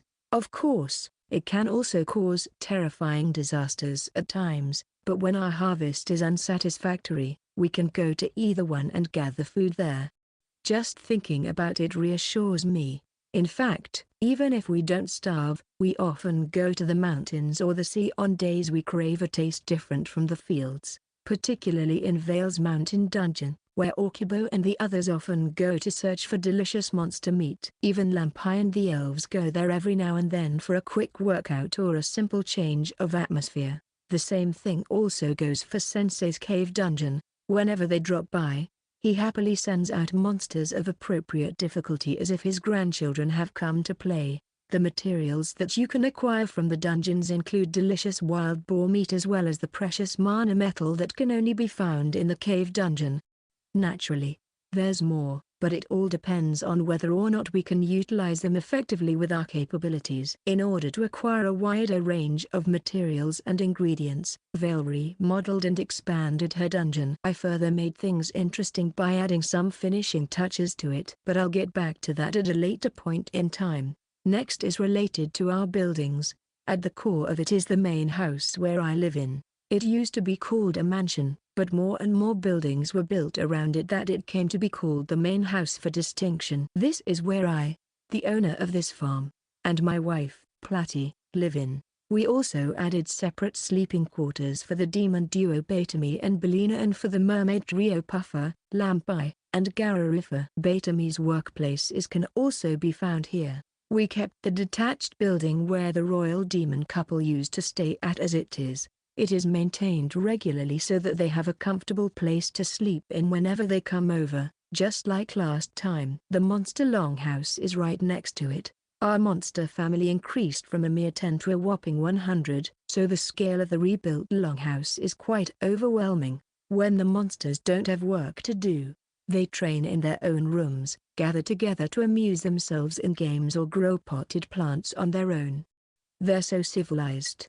Let's not forget our elven newcomers. I also wanted to build a separate place for them to stay, but they refused. Being forest dwellers, they have this pride of not being able to sleep under a roof, so I withdrew the suggestion for the time being. Instead, they sleep huddled together at their workplaces or spread a hammock in the woods to take a breather. But not long after, they started taking interest in the cute pajamas Platty and the others are wearing, wanting to wear the same. And so, they rushed to our tailor Betami. Huh? You'll just sleep outdoors and get them covered in mud overnight. A flat-out rejection from her. Hence, they forced themselves to sleep in a hut they built near the main house. Did they want to wear the cute pajamas that much? They're fashionable. Maiden hearts triumphed over their pride as a race. Oh, and what they built actually looked something like a log house. That's all that I can say about our housing circumstances, but of course, we also built other buildings meant for specific purposes. One of them includes the general brewery under the Mermaid team's control. It is where miso, soy sauce, pickles, and other fermented articles are made, which is the kind of work that only the mermaids who use pharmaceutical magic can do. If you exclude me, the owner of this farm, the oldest resident here would be Platty. Hence this brewery was also made early on. I'm really grateful for all her help thus far. Thanks to her, I was able to savor the taste of my hometown relatively quickly. We also have a food depository where we preserve the crops we have harvested and the monster meat that we hunted from the dungeons. The temperature inside is constantly kept low by pharmaceutical magic, so it feels like a huge refrigerator. I splurged on its construction and made it as large as the main house, and boy, I am glad I made the right decision. It manages to store all the food we get from the fields, dungeons, and the sea. We were able to get through winter without any difficulties exactly because we had a lot of stocked up food in the depository. It has been managed normally up until now, but ever since our expanded elves joined us, a suggestion of tightening its security was brought forward. It's not that I want to doubt my cohabitants, but when Lampi set up a magic trap to prevent intruders, the elves set it off and got caught up in its blast. When I listened to their story afterwards, it turns out it was because they wanted to grab a quick snack. I could have whipped up something simple for them if they came to me directly. And then, there's also the sake brewery managed by Gararifa. I expect this department to attract the most attention this year now that it can produce beer. Alcohol enriches one's life, but it's best to do it in moderation. As the saying goes, control your alcohol and don't let it control you. Gararufa is still pumped up and seems to want to brew another kind of alcohol while establishing a secure system for mass-producing beer. Now that we have rice, we can make Japanese sake and shochu. I don't exactly remember what whiskey and vodka are made of, though. Wine, however, is still out of the question since we haven't grown any grapes for it. Phew. That will be coming to an end soon, though. We also have a coop for the chicken-type monster, Yoshikamo, that provides us nutritious eggs every morning as well as a silkworm room for the adamantine silkworms who spew their silk. Looking at it in closer detail, we made all sorts of buildings that it's hard to keep count of them all. We also have all sorts of kilns, one for cooking, one for making pottery, and one for burning charcoal. We're even used to the toilets made from starfish now. Oh, now that we can make pottery, we baked a Western-style toilet bowl that was received well by everyone. And then, come to think of it, we haven't made a bathhouse yet. What negligence! I had been so focused on the rice paddies and kiln that I completely forgot about it. Alright, this year's goal is set. We're going to make a bathhouse. Chapter 105, Dungeon Orchard. I offered rice balls to the house altar. I have no idea how the worship etiquette works in this world, so I took it upon myself to make one, dedicated to Hephaestus as I said my prayers. It's because of your gift, the Hand of Supremacy, that I can live here with ease. Please continue to look after me. Spring is in the air, and a new year has come. Let's do our best again this year. Yeah, now that everyone's psyched up, we resumed our work that was interrupted during winter. After I breathed new life into the fields and asked Gobukachi's team to look after it, I headed for the dungeon, the mountain dungeon that Vale controls. As expected, Vale is here. While we were exposed to the freezing cold back at the farm, she sought haven here in her dungeon, where she can freely adjust its temperature. You little cheat! Ow! I gave Vale, who selfishly indulged in idle slumber here at her dungeon, a kick. Normally, I would feel ashamed doing such a thing to a girl, but seeing as she's in her dragon form right now, no number of kicks would inflict her any pain. Ouch! Ouch! What are you doing, master? Is this how you treat your wife? Shut up. You're the one who ran away from the winter cold. This isn't the time to be hibernating any longer. It's already spring. Oh, is it? I've been holed up in my dungeon this whole time that I forgot what the outside was like. I suppose so. Vale's mountain dungeon is a spatio-temporal distortion caused by condensed mana that was once free-flowing. It used hills and fields as its model. Hence it is called a mountain dungeon. As the name suggests, it's a labyrinth formed by dense forests and mountain paths. Since dungeons are a distortion of time and place, their size isn't always what it seems. As long as it is someone like Vale as its guardian, its appearance can be altered according to their preference or convenience. The same applies to this mountain dungeon, and the area where Vale sleeps is buzzing with the spirit of spring. The spring area. Vale once remodeled her dungeon and divided its interior into 5 different areas. Aside from one untouched area, there are spring, summer, autumn, and winter areas. That being said, the main difference lies in their air temperatures, but it's exactly because of this difference that a variety of monsters spawn in it. Then again, Vale also used that to her advantage and slept here at the spring area when it was winter outside. That really annoyed me, so I gave her another kick. It hurts. You're such a bully, master. In order to escape my kicks, Vale transformed into her human form. TSK, now I can't kick her. Anyway, I thought of resuming our farm work now that spring has arrived. That's why I came here. Oh? Is this the one you were talking about last time? Weren't you dropping by every now and then during winter? I've been thinking of actually starting it for real this time. I leave the escort work to you. Since Vale is the guardian of this dungeon, I wouldn't have to worry about being attacked by the monsters. I carried forward a certain plan for this dungeon, and that is to make an orchard out of it. It was something I thought of when we visited this remodeled dungeon for the first time and saw the various areas differentiated by their environments. You were wondering if it's possible to use this variety to your advantage and grow all sorts of crops more efficiently? She asked. Maintaining the environment is crucial to their growth, and I've heard many anecdotes of crops going to waste due to prolonged rain during the summer season and the cold wave during the winter season. However, the environment can be properly maintained within dungeons, so there's no need to worry about unpredicted abnormalities in the weather. Since it is a mountain dungeon, it still gets some sunlight. This is what greatly differentiates Vale's mountain dungeon from Sensei's cave dungeon, but at the same time, it also has its own handicaps when it comes to farming. It is a mountain, after all. There's barely any level ground suitable for cultivating rice paddies or fields. That's where I thought of a way to convert the characteristic slopes of a mountain to usable agricultural land. Trees. They should be able to take root even on slopes. And what grows on trees? Fruits.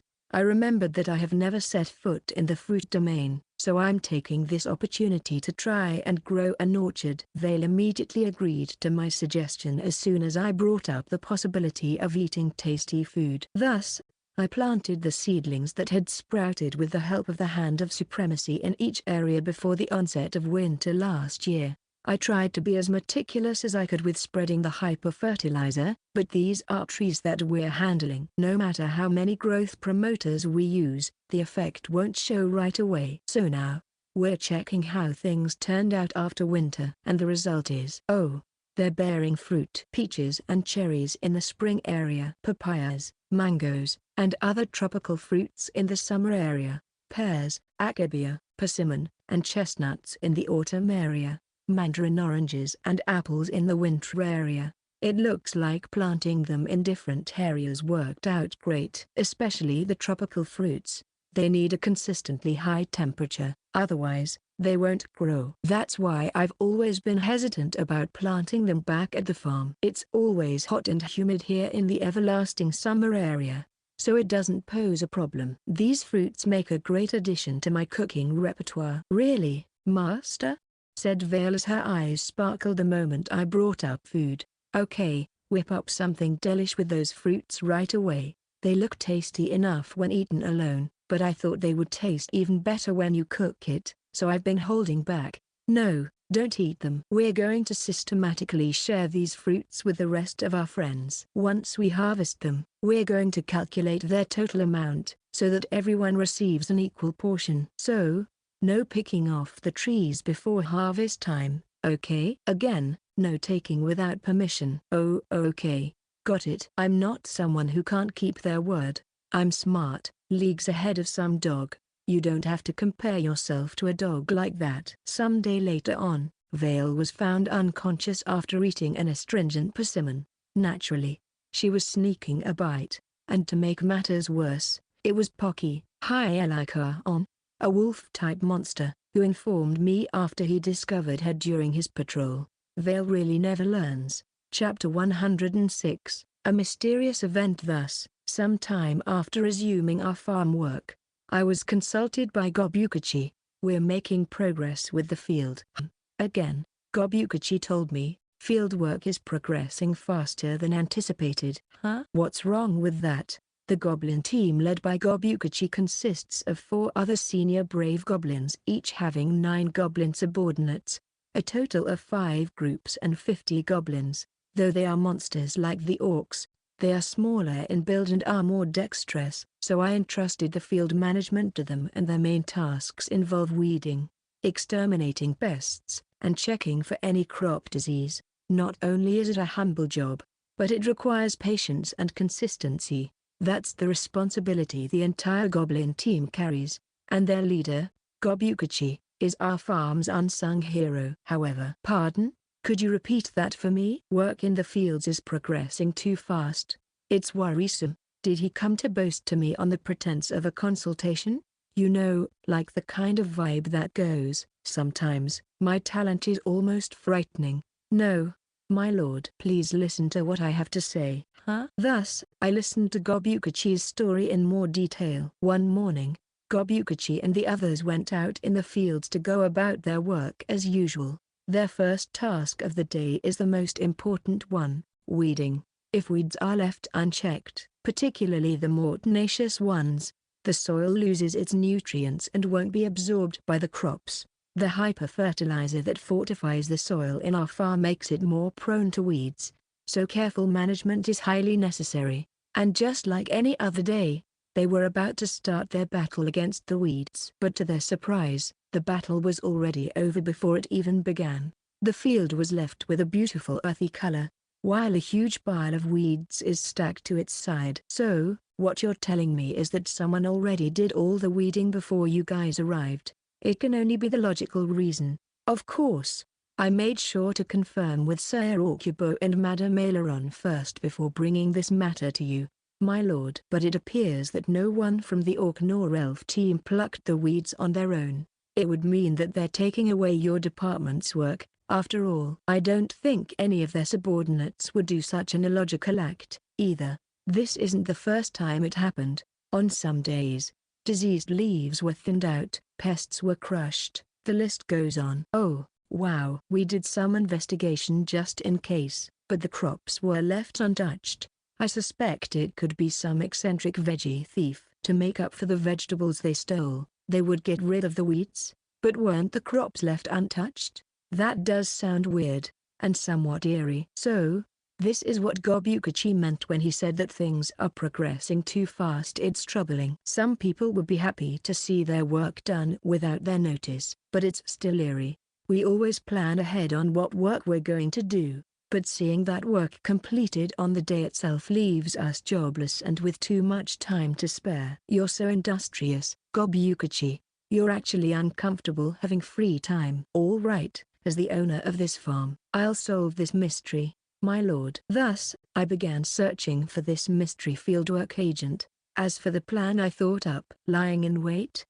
Asked Gobukachi, who was hiding with me by the side of the field at night. It was completely dark, so I can't rely on my eyesight. The culprit. It's hard to say if we can even call our target a criminal. We can't conclude for sure whether or not we're up against a human in this fantasy world. Anyway, the person behind all this strikes during midnight when everyone is fast asleep, right? Yes sir. Hence, we've never caught sight of them working on the scene. It's always early morning when we would find out. So, we'll ambush them in the dead of night when we're most likely to catch our target red-handed. I know you're sleepy, but let's do our best to stay awake together. Mumble, mumble. He's already asleep. Is he some kind of baby? Oh, well, he works tirelessly as the goblin team's leader all day long. On top of that, I'm making him stay up late with me. I'll let him sleep until something happens. As soon as I said that, something happened right away. The soil at the field's fallow area started rising, and then something crawled out of it. What? I couldn't help but muffle a shriek at this sudden horror-like development. However, what came crawling out under the soil were neither zombies nor Dorotabo like those in horror movies. They were little girls. Huh? I could tell from a glance that they were neither humans nor demons. They're too small to be considered human since their height looks like that of a medium-sized dog. They were dragging hair behind their backs much longer than their overall height and were dyed in colorful shades of green and blue. More of their kind keep crawling out of the ground. This entire situation is becoming more and more horror-like, no matter how I look at it. Once the girls reached a certain number, they exchanged looks and bowed to each other as if to say, "Let's all do our best today." After that, they gave a hurrah to fire themselves up, and scattered in all directions. They then started to pluck the weeds that were growing in the field. There's no doubting it. It's them. Got you, I said as I came out of hiding. As soon as they took notice of me, they started moving about in confusion. Even though they tried running away, they didn't know where to go. There were some who blindly ran around in the dark and ended up hitting each other on the forehead and losing consciousness. Is it morning already? Gobukachi was startled awake by the sudden noise. That was kind of cute. Chapter 107, Dwarves of the Fields. We ended up capturing around 30 little girls. Wait, that sounds wrong. They may be little girls, but they came crawling out of the ground. This must be another one of those fantasy setups. I sure do hope so, because otherwise, I don't think I can mentally handle it. So, what exactly are you? I ask the little girls sitting in front of me. Meanwhile, Gobukachi is dozing off in the background. He's probably tired from working anyway, so I didn't disturb him. We are earth spirits. I see. Earth spirits, huh? Thank goodness. It really was another fantasy setup. Spirits. I've never seen them in such a defined form. That sounds a little too hard to believe. Whoa. Who was that? When did Platty and the others get here? Weren't all of you supposed to be asleep? It sounded rowdy, so we came to look. Oh wow. It really is a spirit. First time I'm seeing one, though. Me too. I've heard stories of spirits materializing, but I was always dubious about it. Until today. Huh? What? You guys know about them? If you do, please tell me all that you know. Also, Gobukachi has completely fallen asleep now, so someone please carry him to his futon. Spirit is a general term for spiritual beings who have direct relations with nature, and their work is to preserve its healthy state. They are Hades' underlings. Ah, the mustache god.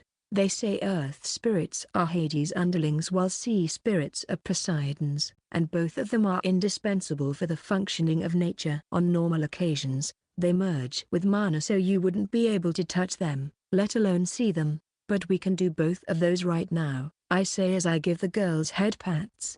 And then, for some reason, I received a blow from Platty. You're being too casual with your skinship. I'm sorry. I'll practice more self-control. So, once they become a spirit, they won't have a physical body? But if that's really the case, then there must be some reason as to why they're like this, and why they decided to materialize and help us with fieldwork is an even bigger mystery. In order to understand that, we need to hear the testimonies from the spirits themselves. After persistently encouraging them, one of them finally spoke up. We were able to materialize thanks to Hades' blessing. Hades' blessing? Ah, that. Platty looks like she has realized something. Didn't Hades bless this land the last time we summoned him? You know, something like a blessing for an abundant harvest. Oh, now that you mention it, I think he did do something like that. So, that's why the earth spirits were able to materialize and appear in front of us like this. We powered up after receiving Hades and Mother Earth Goddess blessings, says another spirit. We slowly got the hang of our powers and were able to materialize after the passing of winter. We are very delighted that all of you came to cultivate in this once empty land. Now it's brimming with so much life. That's why we wanted to express our gratitude by helping you with your work. They did all of that just because they wanted to thank us? Their purity is enough to move me to tears. Why didn't you just say so from the beginning? Even just the thought would have made us happy. We were afraid of meeting you face to face. But why? You don't have to worry about that. You help the crops grow and fertilize the soil, right? That's more than enough, I say as I hold one of the spirits in my arms. Again, you're being too casual with your skinship. Screams Platty as I get another hit from her. That won't do. Yabba dabba do. Hades gave divine protection to aid you, so we must also do our part and work too. Diddly do, because we, materialized by the god's power, are part of that blessing. Ring-a-ding. What is up with their sentence senders? But this is troublesome. As much as I would like to leave the field work to them, it would clash with the goblin team's portion of work, so we need to arrive at a common ground. Honestly, I'm not even sure whether they're clever enough to understand that, and it might just burden Gobukachi all the more. The spirits are directly looking at me with sparkly eyes as if they want to live up to my expectations. It was super effective. I don't have it in me to turn down these innocent souls. All right, let's just leave this to Gobukachi to handle the rest. Wait, interrupts Platty. I thought up of something. Chapter 108. Spirit Maid back in my world. There's a saying that maids must keep the house clean as if there were fairies living in it. I'm not quite sure about other worlds, though. Its meaning lies in the mindset that maids should be invisible like a fairy and not let their master or guests see them at work because they consider the act of cleaning unsightly. Hence, it's preferable not to show it to anyone above a certain social status. However, upon arriving here, instead of as if there were fairies, the fairies themselves became the maids. Rather, spirits, to be more precise. I want someone to help with household chores. Having the main house is nice and all, but the lack of thorough maintenance has always bothered me, says Platty. Of course, taking care of the house is important, cleaning, doing laundry, and making occasional repairs when something is broken. All of us take turns bearing this responsibility. We also have our own main jobs, making it difficult to devote all our time to it, and to come up with the idea of wanting housekeepers is expected of Platy, a royal mermaid. That's where you girls come in, she says as she looks at the tiny earth spirits. They may look like children, but apparently, they've always looked like that as mature adults. I'm sure these girls want to be of help to you no matter what, dear, but fieldwork will just collide with the goblin team's schedules.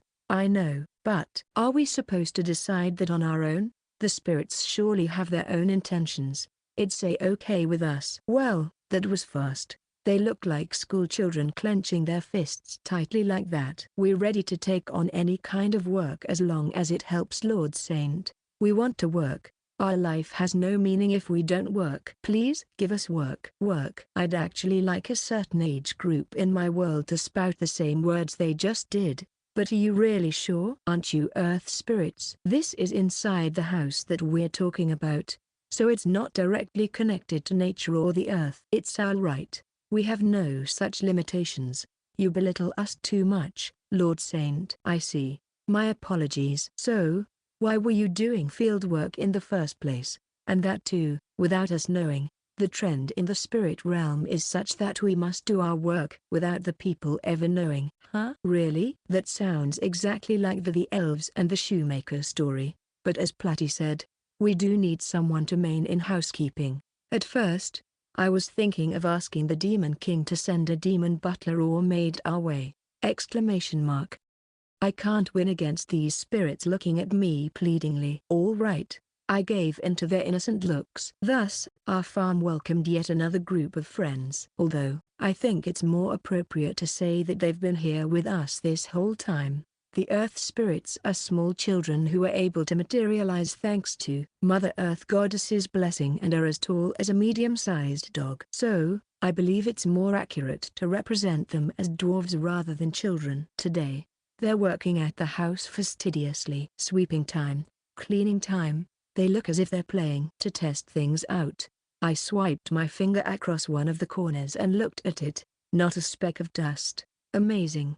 The Earth spirits are extremely talented workers despite their young appearance. It was during the middle of the night when I first discovered them, but now they're working in the afternoon like normal. They crawl out of the soil in the morning, clean the main house till dusk when most of the work is done and then go back. At first, I thought they were nocturnal since they work at night. That's not true at all. We only work at night so no one would notice us. Such is the pride of us spirits. Pride, huh? I see. Even though they don't look a day older, hearing the words work at night coming out of their small mouths, makes me think it's immoral or obscene. Them working in numbers is such a great help, says Platy, immensely pleased. Currently, I see about 5 little girls in front of me, but more of them are still inside the house working. One holds a duster, while the other one holds a broom. Both items which the elves and I made after they requested for it. But those aren't the only ones they have with them. Why are they wearing maid outfits? Maids, the fantasy of every man, I think. I could have sworn they weren't wearing anything like that when I first saw them, but now, these Lulai spirits are wearing one. They have the ability to change their outfits. Betami made it for them. Turns out it was our local clothing nerd's doing. She went gaga and mass-produced them because she thinks there's no point in these girls cleaning the house without maid outfits on. She even suspended Orcubo and Aileron's orders temporarily just to finish making them. Good heavens. But thanks to that, the main house became more extravagant, didn't it? A mansion with maids gives off a different vibe. After all, that's true. Thank you, Lord Saint. These clothes are very adorable. It seems the spirits liked it too. After they're done with their work, they take off their maid outfit and fold it neatly. Then, they return to the soil. The next day, they wear it again. They work so hard. I want to give them some kind of reward. We must not neglect the importance of reward or punishment when making people work for us. I want to give these spirits a reward they highly deserve. I expected them to be reluctant since they volunteered to work for us, but butter. We'd like to have some butter, they responded energetically. It seems both the earth spirits and fairies' favorite food is butter. Even in the demon kingdom, They reward the fairies who come help in the agricultural areas every now and then with a piece of butter or clothes. Batami is already making clothes for them, though. That leaves us with butter. As much as I'd like to grant their request, butter is a bit of a tall order. I mean, we don't even have any. Chapter 109, as long as they have a chest. Butter is a type of dairy product. In short, it's made of milk. Milk is used as an ingredient in a variety of food and comes in many forms and names: butter, cheese, cream, yogurt, etc. It's an ingredient that I would love to have on my farm, but it hasn't been realized to date. Why? It's not because I deliberately want to save it for some other time. I've been trying to find a way to get my hands on it just like with every other ingredient, but haven't had any luck. I mean, you usually get milk from cows. I've been on the lookout for a cow-type monster that produces milk, just like when I was looking for Yoshikamo to give us eggs, but as you can see, nothing. I thought of the possibility of importing it from the demon or mermaid kingdom, but the conclusion wasn't exactly satisfactory. Not only does milk spoil quickly, but food preservation technology in this world is also still in its early stages. Even if the latter weren't true, the only way to transport milk all the way from the demon kingdom would be through teleportation magic. And the only person who knows the coordinates of the waypoints to get here is none other than the demon king. Making him directly import milk for us is outright impolite, so the plan eventually fizzled out. We have no one else trustworthy enough to tell these coordinates and act as our supplier. The existence of our farm, let alone how to get here, is kept an absolute secret from the rest of the demons. Hence, letting a common supplier know about it is more than absurd. Supposing we did let them know, typical workers of the dairy farming industry most likely can't use teleportation magic. Incidentally, our suggestion was rejected from the get-go for the Mermaid Kingdom's side. In exchange, I received a lot of oysters, which they call the milk of the seas from Prince Rauana. Fortunately, I didn't get food poisoning even though I ate them raw. They tasted great, nevertheless. But it still doesn't make our current situation any better. Hence, to this very day, milk has never been brought to our farm. The time has finally come for us to begin. For real. The spirits asked for butter, which provided us the perfect initiative. We're going to get our hands on milk this time, no matter what it takes. But to implement a constant supply of milk, we must get ourselves a dairy cow. Oh, applauses were heard as I announced my decision. Butter, butter, Busty. Even the spirits are rejoicing. All right, now, how are we supposed to get ourselves a dairy cow? I may have made a decision, but I still don't have a plan. As a matter of fact, I do have a bit of a plan. How about we ask the Demon King to send us a cow? If we can't get milk from them, then wouldn't it be better to ask for its source, the cow? I'm sure the Demon Kingdom does animal husbandry and pasturage, so if we pay them accordingly, their ruler can arrange something for us. Hold on, dear, utters Platy. Shouldn't it work as long as we have breasts to milk? Say what? She really had to say something outrageous. Why the terribly misleading statement, getting milk from cows is such a stereotypical idea. In the beginning, milk was produced by any mammalian creature. It was only cow's milk that was chosen by industries because it is most efficient in terms of its quality and quantity per batch produced. Even my world had sheep and horse milk aside from cow milk. I think that if we abandon that stereotype and consider more options, we might be able to get somewhere. You mean to say that, with that attitude in mind, we might find a dungeon monster that can produce delicious milk even if it's not a cow? That's right, dear. In fact, I already have a lead. What? How tactful of you, Platy. Well then, let's go find this unknown being who can give us delicious milk.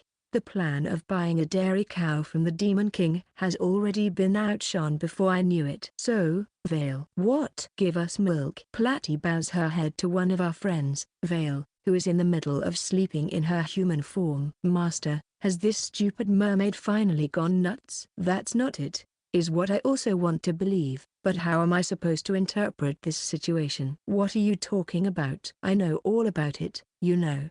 I've figured out everything. Figured what out? That dragons can produce the best milk in the world. What? I didn't know that at all. I mean, Can dragons even make milk? They're reptiles, no matter how you look at them. Only mammals produce milk, so why not a mammal? We have been told that dragon milk is this world's best delicacy, and every May craves it. Just by using it as an ingredient in your dishes will make your food so delicious, you'll feel like you're in heaven. Dear, that sounds a little too hard to believe. Though, anything that comes from a dragon certainly gives you the impression that it's of the highest quality. Supposing dragons could really make milk, not only is ordinary milk no match for it, but apparently, one sip from it can give you immortality, a steel body that is invincible to any weapon, and give a double or triple boost to all your parameters. Vale. Oh, master, teach this idiot a lesson or two. Will you? I ask of you, give us milk. What the? Feelings of excitement suddenly surged within me. I also want to take a sip of this illusionary dragon milk. I joined Platy in persuading Vale. Please, Vale, give us your milk. Since you're in your human form right now, milking should be easy for you, right? Yeah, your human form is like a smooth plane or an iron wall, so you're never really sure whether you have them or not. Vale is flat-chested. We're sorry. I don't want your pity. Making Vale produce milk was futile. There may be dragons out there that can produce milk, but she definitely isn't one of them. Contrary to my expectations, we were back to where we started. Chapter 110, A Busty Race. What? You seriously confronted Vale? Asks Aileron, dumbstruck by what we just told her. Apparently, she was Platy's information broker. It's a legendary drink among ourselves. One of our ancestors who drank it gained supreme power and defeated the demon king of their time. I knew it just had to be that kind of drink. When we first encountered Vale, we made small talk among ourselves about the possibility of her producing dragon milk, but I never would have thought you'd take it seriously. Well, you see, Platy is exactly that kind of person. As for Vale, she flew away crying after the humiliating disaster. If you want milk that much, I'll provide you with the finest one there is. Shouts Vale from the distance. 6 days have passed since then, and she still hasn't come back. She isn't in her own dungeon either. We have no idea about her whereabouts. We're not really sure whether this legendary dragon milk is real or not, anyway. But when you meet an actual dragon, of course, you'd feel like asking them out of curiosity. All you had to do was try. Although, if you take a minute to pause and think, making Vale produce milk for 1 or 2 people is still fine, but supplying for our family of over 100 is ridiculous. Wait, what if she does it in her dragon form? It's no use, whichever form she's in.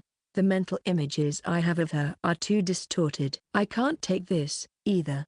They say dragon milk is like soma or nectar. Once you start consuming it on a daily basis, you'd be so hooked on it that you can't drink normal milk anymore. Such comments were made. Let's just abandon this dragon milk idea. We have no other leads, though. What to do? Maybe we really should broaden our mindset and consider other monster types that can produce milk even if it isn't a cow. Don't you have connections with the demon kingdom? Why don't you ask them for a dairy cow? Aileron, I've already thought up of that. Was it rejected? Did something go wrong? Not really. And while we were having a fruitless conversation, Vale came back. Dragon Vale was carrying a basket with her. I say basket, but it was as big as her dragon body, so we can easily mistake it for a ship. Master, I brought them back. What did you bring back? Vale's dragon voice is boisterous as usual. Creatures that can produce milk. What else? Says Vale as she drops the basket with a loud thud.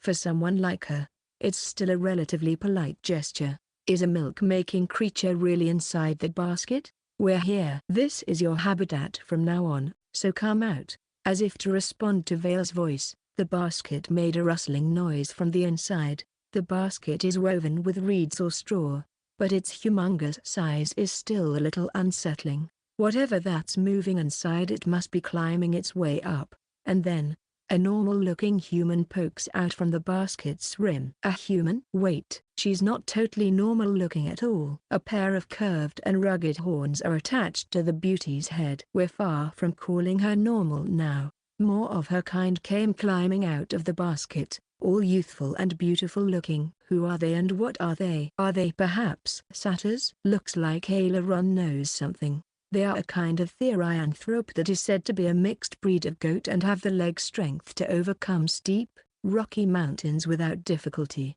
And what? Aileron takes a pause and chokes on her words. She's blushing. Female satyrs are known for producing delicious milk in ample amounts.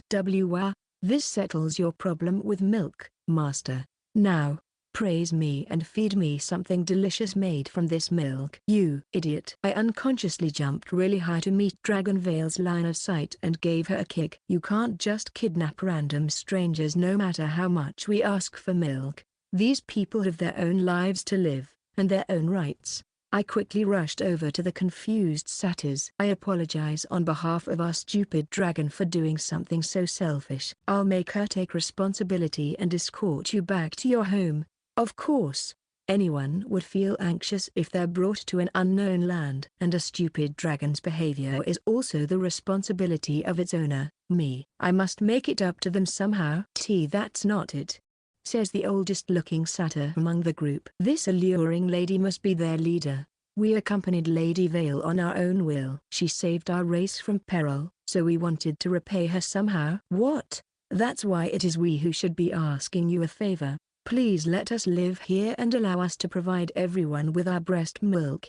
Chapter 111, A Benevolent Dragon. This is a recount of the events that happened during Veil's 6-day absence. Veil set her mind on retaliating for the humiliation she received from the dragon milk incident. She thought that if she could resolve the root of the problem with her own efforts, she can prove herself superior to Platy. First, she barged in at Sensei's cave dungeon. Why him? That pseudo-corpse has lived long enough to know most of everything. That's true, Veil replied brazenly. However, there were points worthy of questioning, such as why she was so eager to solve the problem on her own that she had to rely on others, or the connection with Sensei's immortality as lifeless king. Anyway, I heard from that pseudo-corpse about the satyrs, a kind of therianthropic race. They are famous for the delicious milk that they produce. After receiving that information, Veil immediately rushed to the satyrs' settlement. With her dragon wings, she can travel from one end of the world to the other in no time flat. Their settlement was right where that corpse told me, on an alpine surrounded by steep, rocky mountains. A place so steep not even typical humans or demons could reach. Such is the survival strategy of the therianthropic satyrs. Settling in a place where only they can traverse precipitous cliffs with ease has blocked off any kind of invasion from other races. If there was one other race that could casually visit such a place, it would be a dragon. Then, that very same dragon came. Wasn't it chaotic? I asked the alluring satyr. Surely, they must have been scared seeing a dragon suddenly appeared at their settlement. Even if I were to try and put myself in their shoes, I would still panic just thinking about the most terrifying creature flying in the sky one peaceful day. We had no such worries. Really? Because even before Lady Veil came, we were already in a panic. Truth is, another dragon was already there before me, says Veil. Huh? Why? Aren't you the dragon? What's this about another dragon present before your arrival? Another dragon was trying to attack the satyrs. Or should I say, about to attack to be more precise. The conversation began to shift in an ambiguous direction. There was a different dragon before Veil came who was about to attack the satyrs.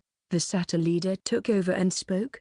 That dragon introduced himself as Glint's Dragon Delper. He also showed up 1 year ago, and demanded that we give him our treasured golden goat fur. Golden goat fur?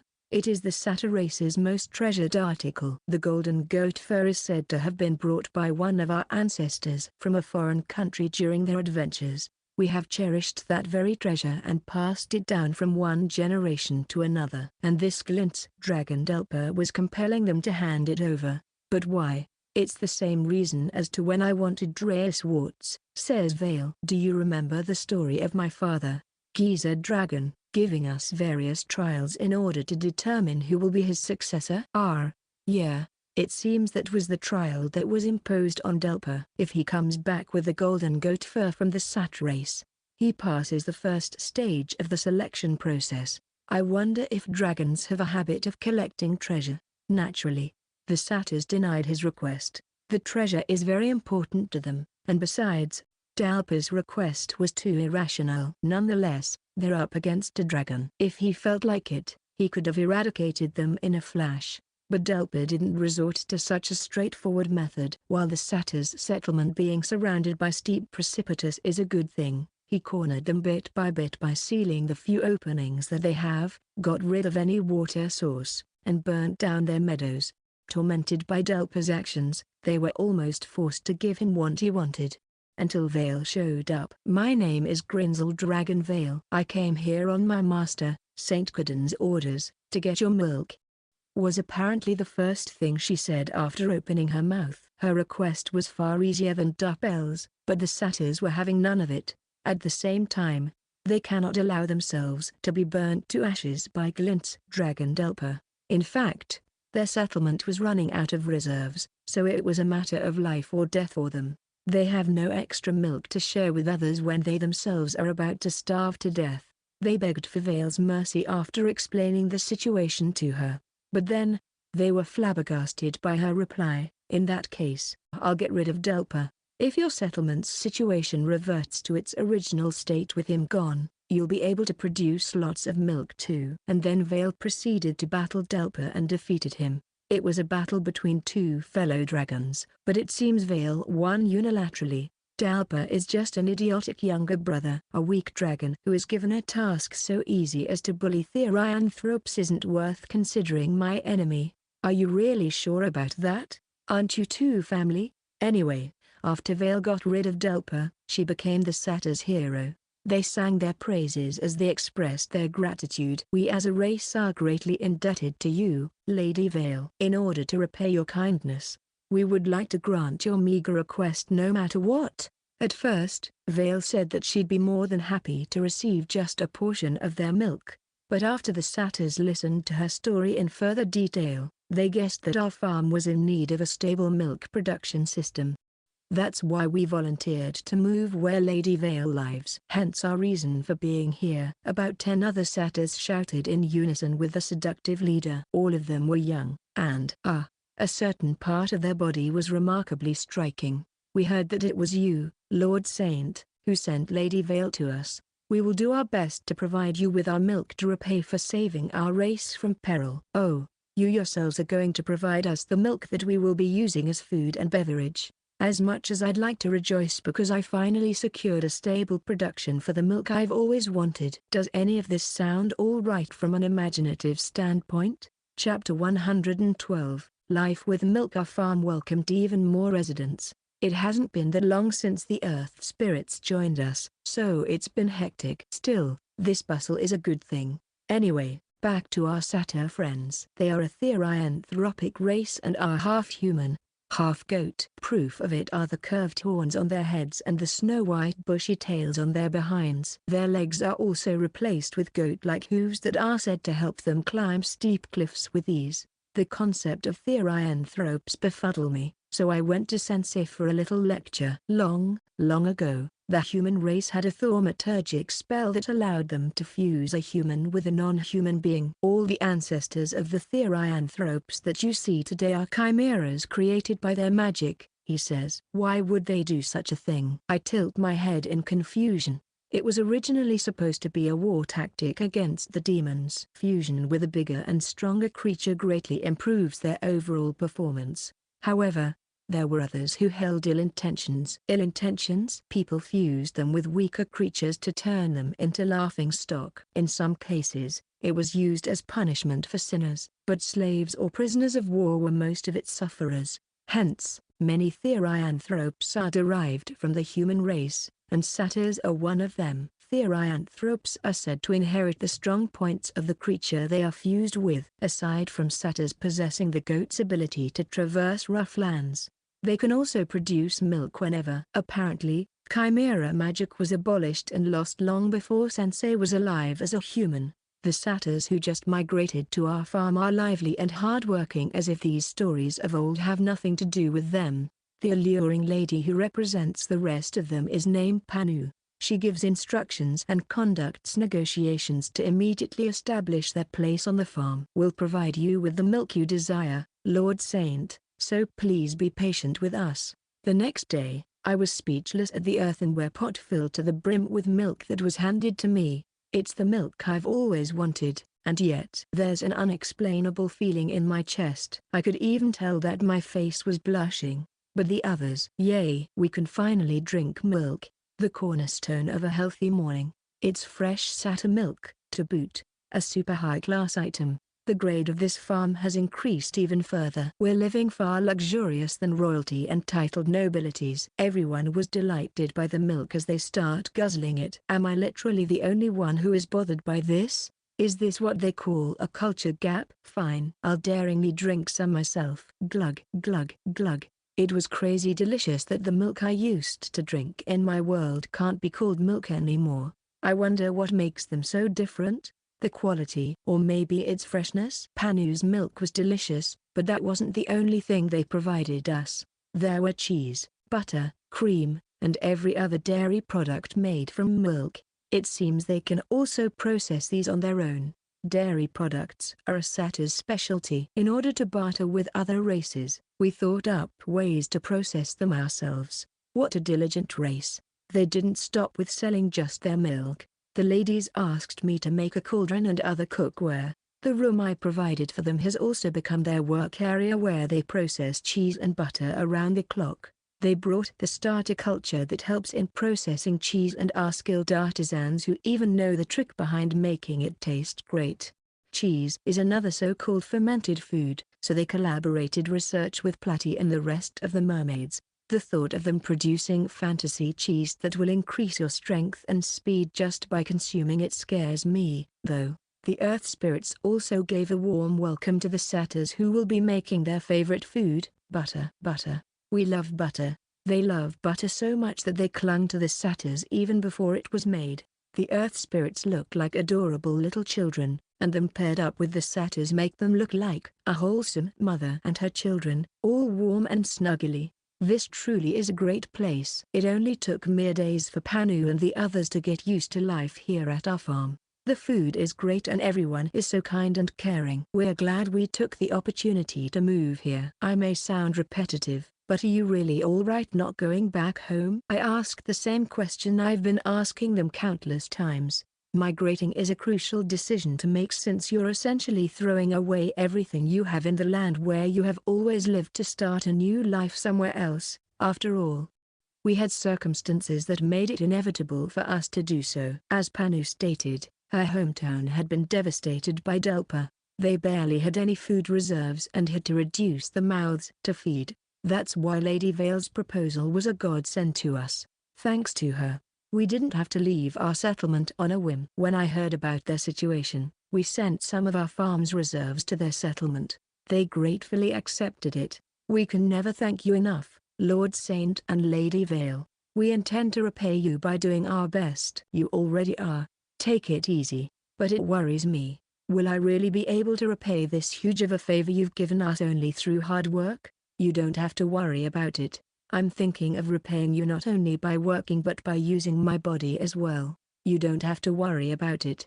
The tone of my voice changed drastically. I will not accept no for an answer. I don't think I'll be able to repay you for the rest of my life. Satyrs are famous for fertility, so please make me one of your night escorts. Don't make it sound like I have loads of them. As Panu's seductive appearance suggests, she is a very assertive woman. She's surprisingly a carnivorous woman even though she's supposed to be a goat mix. Chapter 113, A Dragon's Den. This chapter is told in third-person perspective, set in a place different from our protagonist. Giza Dragon's Den is called Dragon Emperor's Fortress, a humongous fortress-type dungeon. Normally, a dungeon arises due to stagnated mana that once flowed around the world.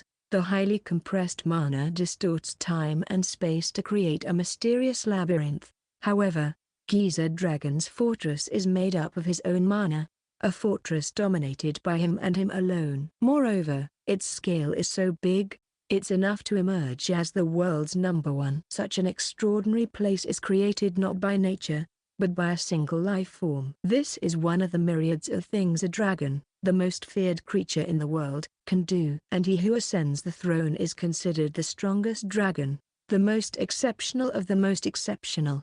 He has the right to command and punish any dragon, the Giza dragon, also known as the Dragon Emperor, and no living being can ever slay him. Glint's dragon Delpa is Giza dragon's 34th son. Every living dragon on this earth is Giza dragon's child, with Giza dragon himself being the only exception. Currently, the Dragon Emperor's illegitimate children are in the middle of a succession struggle to determine who will become the next generation's emperor.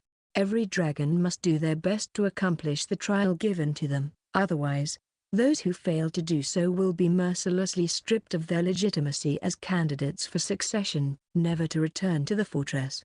Glint's dragon Delpa was trembling with fear as he went to see his father, Giza dragon, the only being these seemingly fearless dragons fear, for an audience with him.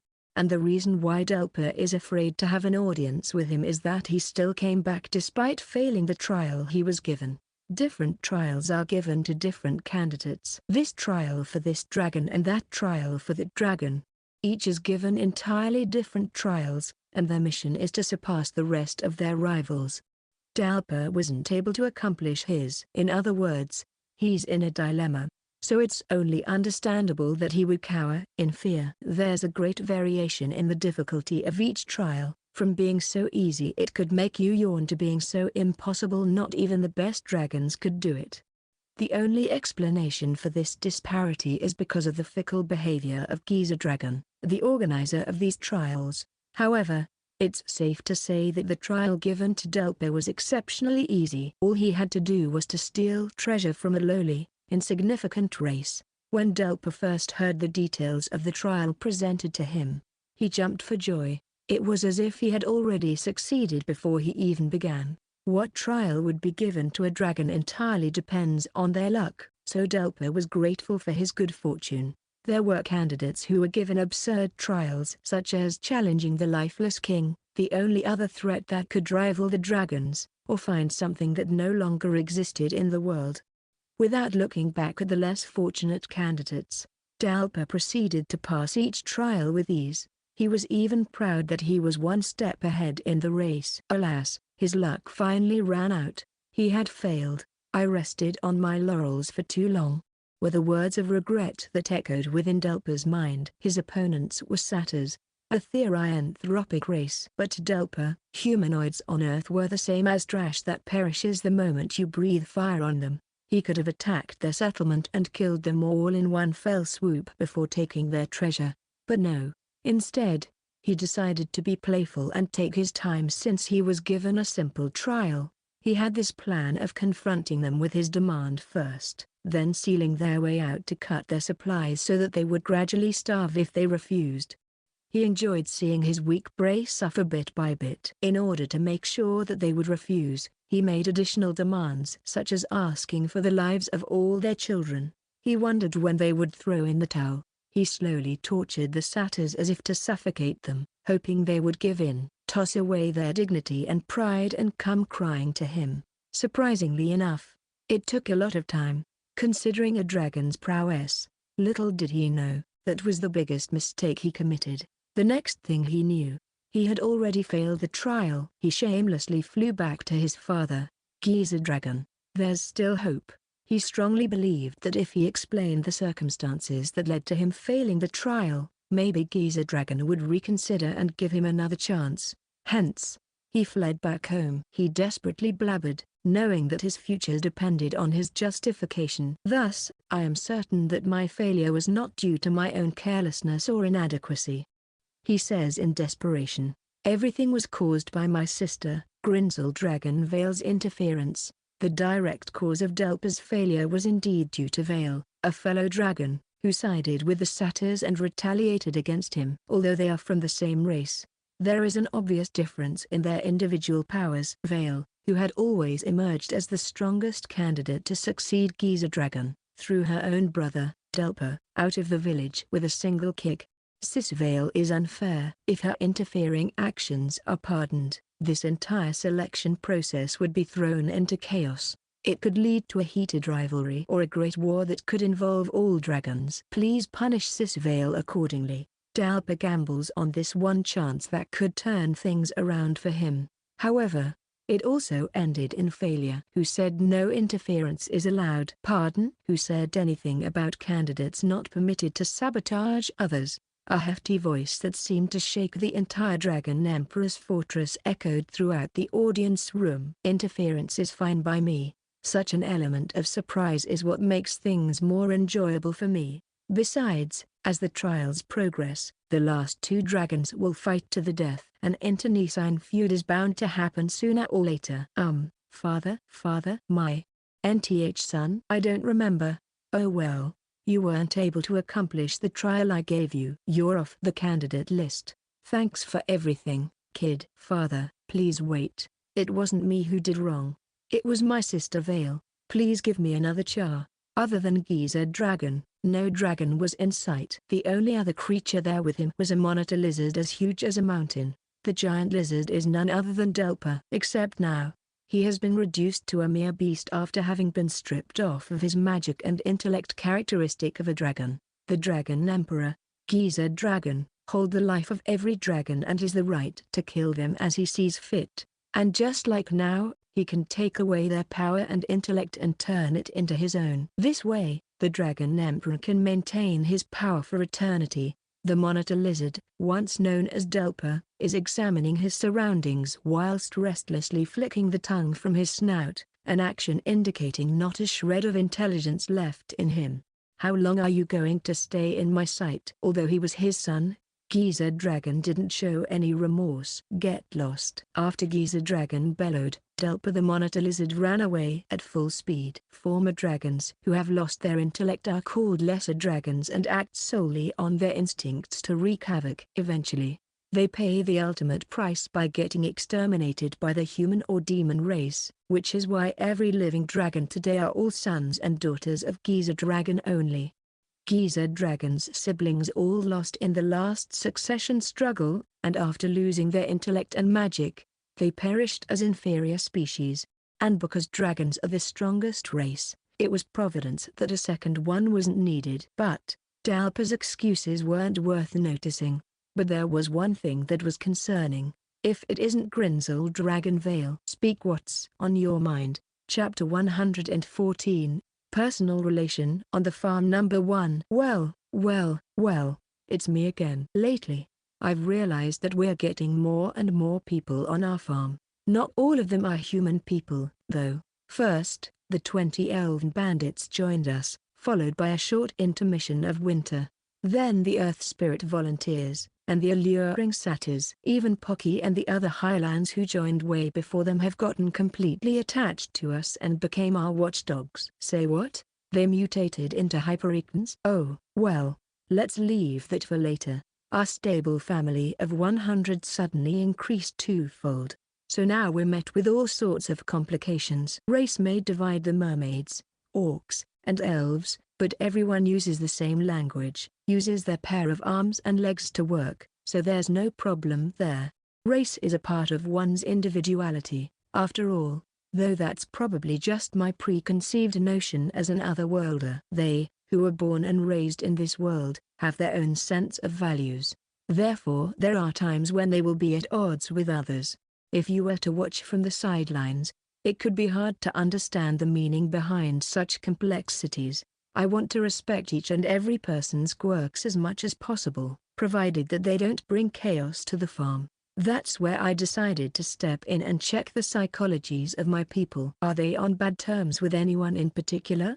If so, would it be a grave problem or not? As the leader of this farm, I must keep a close eye on them. We'll start with the elves who have gotten accustomed to our farm over the winter. Orcs are in charge of construction work while they make small and handy tools, making them collaborate often. Hence, elves have the most opportunities to interact with the orcs, a race outside their own. Why I decided to start with their pair first is probably because of the stereotypes I have from my previous world. I just can't get rid of my uneasiness when it comes to orcs and elves paired together. Orcubo and Aileron's subordinates are inside the workshop, so I hid myself to observe their interactions. Oh, amazing, right? Amazing, right? Right? It seems the orc is astounded while the elf is being proud about something. This is the new weapon that I developed, an axe fused with the bow and arrow. I bent the axe's handle into a bow so it can also shoot arrows. This is amazing.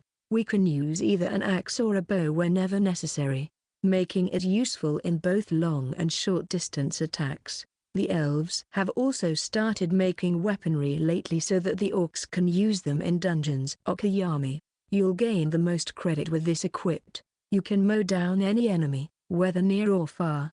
Thank you so much, Cicelio. Because of you, everyone will respect me. It seems the orc is named Okayami while the elf is named Elio. Go on. Try it on this firewood I prepared using that bow axe. That's quite a straightforward name. It's easier to understand that way, though. Consent acknowledged. Okayami holds the bow axe and faces the firewood higher. Then, he swung it downward. However, as soon as its tip hit the firewood, it bent and absorbed the impact. I'm not surprised. If you make the axe's handle flexible to use it as a bow, then it's only natural that it would bend and absorb whatever force you put into it.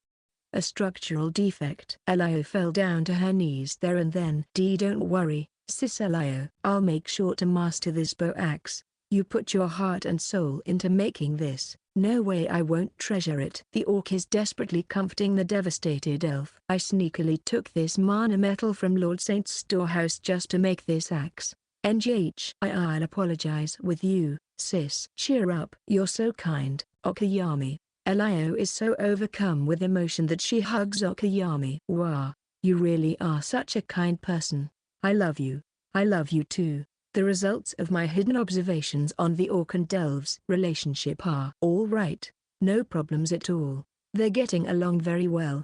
Now that I'm finished here, I'll go and observe the rest. Geez, Okayami. You're so kind to this old hag. I won't even care about what the others will think of us anymore. Huh? But Cicelio, you look pretty young to me. Okay, maybe I should be worried about something else. By the way, Okayami the warrior orc developed a strategy to double the power of his slashes by using a special axe with a bent handle and became a famous fighter of the orc team later on. Just kidding, I'm secretly hoping for that to happen, though. Chapter 115, Personal Relation. On the farm number 2. I decided to observe the residents on my farm to keep our peaceful state in balance, but I was already hit with an intense issue right from the very start. As I thought, there would always be a relationship between an orc and an elf. I'll find a less intense combination next. The earth spirits are tiny and adorable dwarves materialized by the earth's divine protection. As earth spirits, they stay underground at night and work in the morning, crawling out like zombies. According to them, they don't bury themselves underground but instead become one with the earth. These little girls' work is to look after the mansion, which has helped us concentrate on our work. They're pretty much working as maids, so maybe that's why the adorable spirits wear handmade maid uniforms when they're working. Naturally, the person who tailored them was none other than Beitami, whose presence has now become relatively significant as the farm's seamstress. Oh, cute, cute, cute. So cute. And today, she's squealing for dear life as she dresses the spirits with the maid uniforms she made herself. Hey, fashion nerd, get to work. Last time, I observed from the shadows, but I decided to make my presence known this time. But Lord Saint, I am working. Can't you see I'm dressing these girls in adorable maid outfits? Yeah, you made them in excess to 5 kinds of maid outfits, with more to come in the future. There are other clothes I want you to make. Gobukachi and the others are having trouble without spares to change in. It's easy to dirty your clothes when you work outside, after all. I understand. But aren't maids and little girls cute in their own right? When you combine them, it's even cuter. I don't get you at all. Well, it's not that I don't understand how she feels, but if I told her that, I don't think I can stop Beitami for the rest of my life. Actually, has she always been like this? My first impression of her was that she's an earnest kid, being an elite aide for the Demon King's army and all.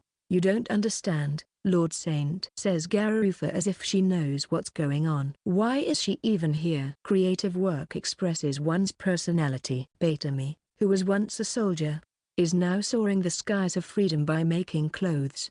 I knew you'd understand me, Garufa. Long live creativity. Long live creativity. They shook each other's hands firmly, with some sort of fellowship forming between them. Well then, I still have brewery work to do. Oh, okay. Once Garufa said her part, she left right away. We are happy to receive these clothes. The spirits, on the other hand, are delighted with the maid outfits they're wearing. It seems for them, receiving a piece of butter as thanks for their hard work is their joy. But what makes them even more joyful is having clothes tailored for them.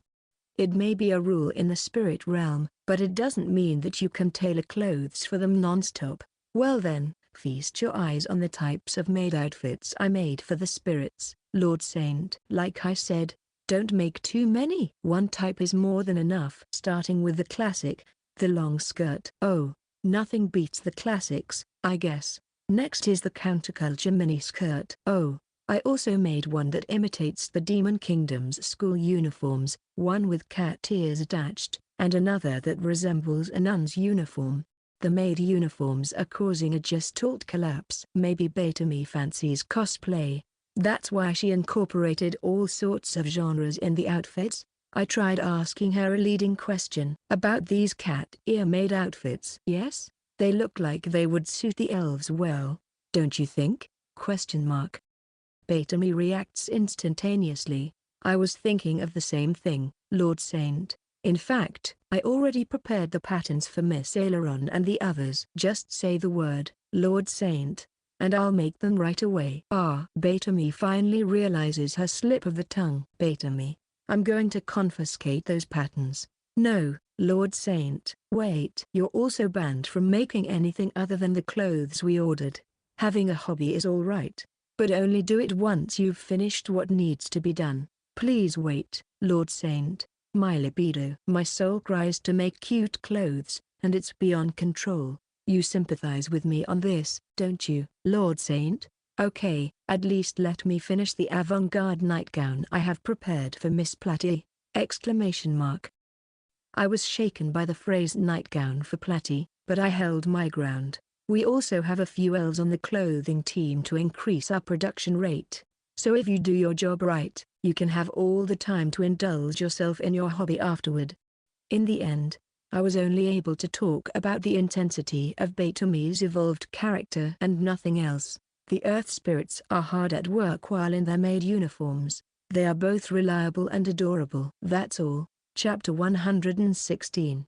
Personal relation on the farm number 3. Oh yeah. The earth spirits cherish their satyr sisters the most. Satyrs are a mix of man and goat, and they produce milk. They provide us milk and other dairy products around the clock and have become an indispensable asset on our farm. It's during the nighttime when they would usually start working. Nighttime is the time when most people wrap up their work. The earth spirits who have been cleaning and tidying the house have finished and taken off their maid uniforms to put them away. Great work today, everyone. Yeah. Once they finish giving each other a pat at the back, they rush towards a particular place. Just to make things crystal clear, the spirits wear a simple one-piece dress after they've taken off their maid outfits. They finally arrived at their destination, the satyr's workplace. Great work today, big sisters, calls out one spirit energetically. Oh my. You too, little ones, says Panu, who comes out after hearing their voices. As usual, she has an alluring air about her. I'll prepare them in a bit,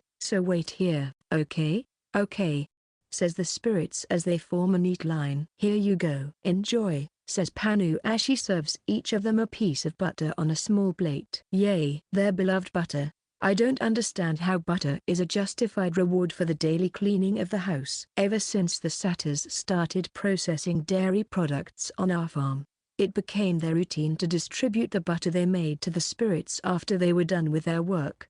The spirits licked the butter for a while. Once they were full, they hugged Panu as a thank you.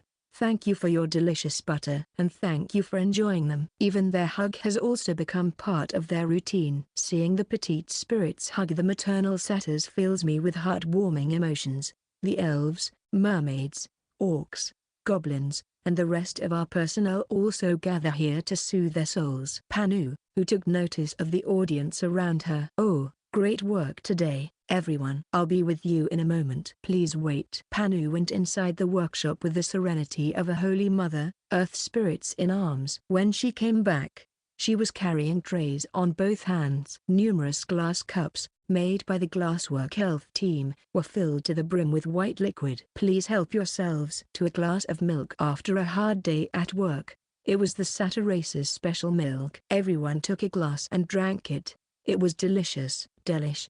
Thank you for the tasty milk as always. With the satyr's milk, our farm is healthy every day. No one is calcium deficient, nor is having qualms with the others. Would you look at that? I worried for nothing. Our farm is as peaceful as it can be. After all, everyone drinks milk every day. A side note, I knew Sensei had come to visit because of the chill that I felt running down my spine. When I went outside to greet him, as expected, he was there.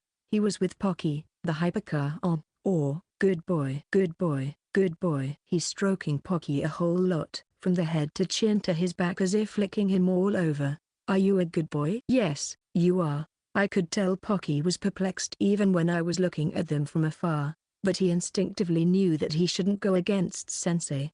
So he let him do as he pleases. Good boy. Good, good, good, good, good, good, good, good boy. Pocky's tail has been hanging low for a while now, not a single wag seen from it. I feel sorry that he's starting to lose his fur from the stress of being petted too much. I should probably step in and help him. Good boy. Good, good, good, good, good, good boy. Good boy, good boy, good boy, good boy, good boy, good boy, good boy, good boy, good boy, good boy, good boy, good boy, good boy, good boy, good boy. Sensei. Good boy, good boy, good boy, good boy, good boy, good boy, good boy, good boy, good boy, good boy, good boy, good boy. Sensei. Sensei. He didn't even notice me the first time I called out to him. Sensei noticed my presence only after I shouted his name multiple times. The moment he realized I was there, he immediately straightened his posture. I am a being who has transcended both life and death. An undead king. Yes sir.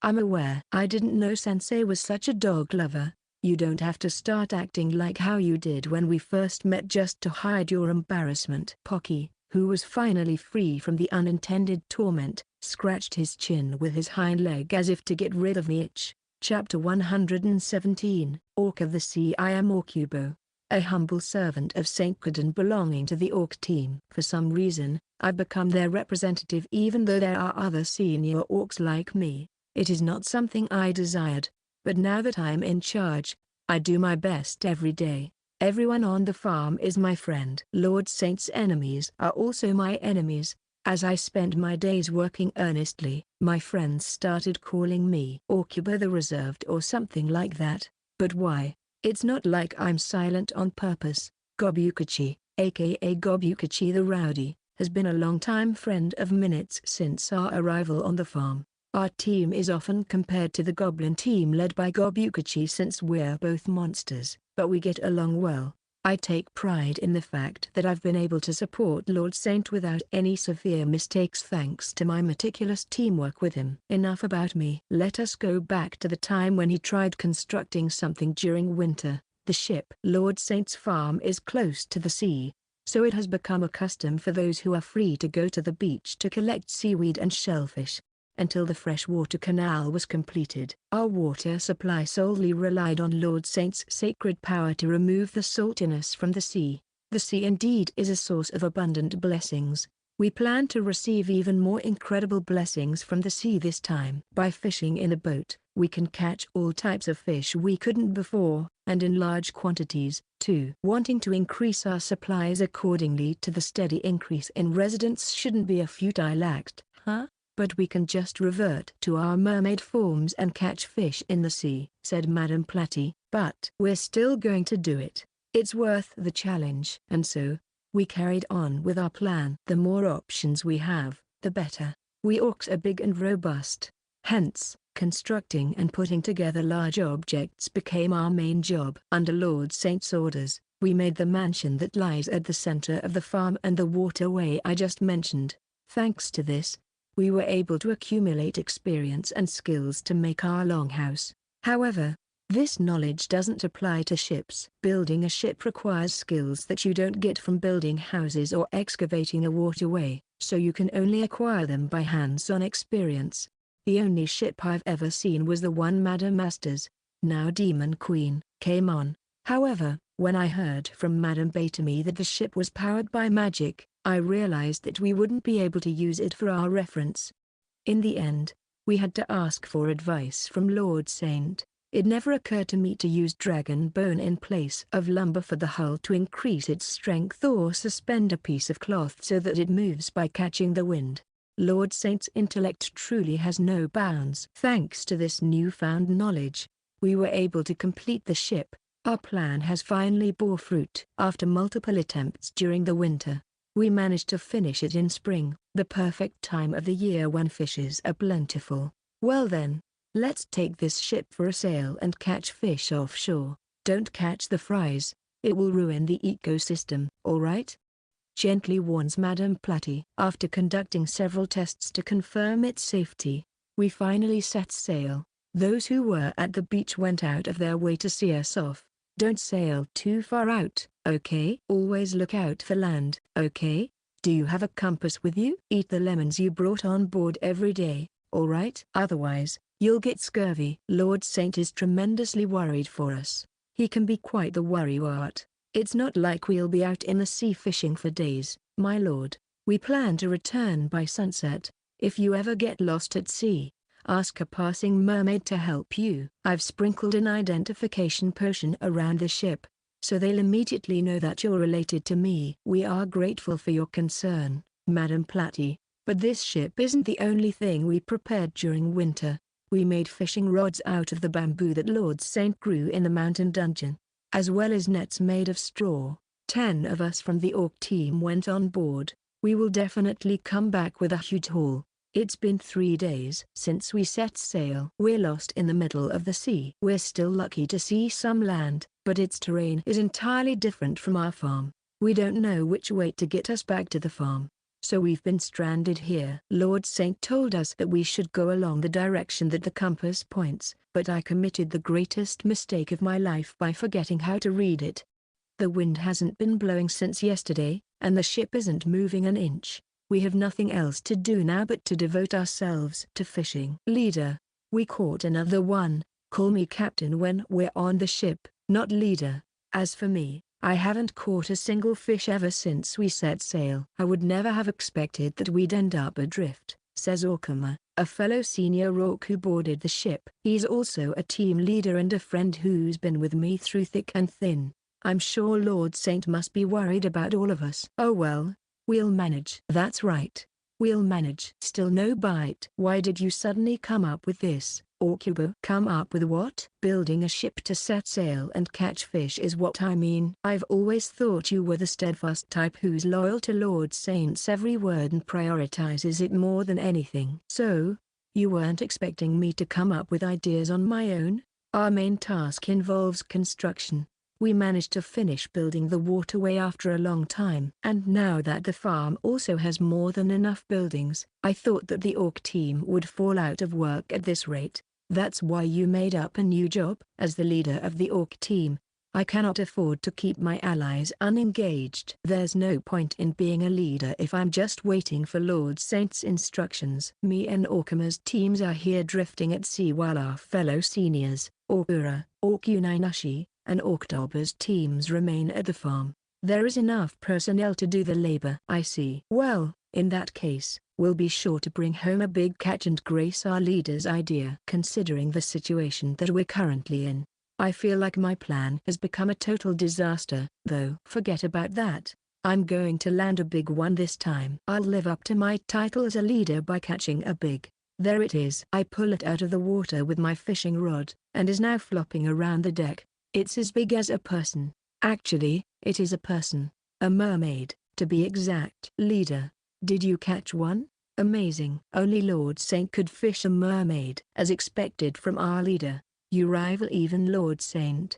The other orcs are rejoicing. But that's not quite it. This wasn't the fish I was hoping to catch. I only have a terrible feeling about fishing a mermaid. Blasted land dwellers. Why did you fish me? I knew it. She's angry. You're going to pay for this. The revenge of Zothsira, Witch of the Abyss, is upon you. Chapter 118.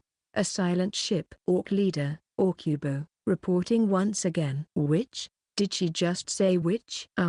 Does that mean? We were baffled by the words that came out of the mermaid's mouth.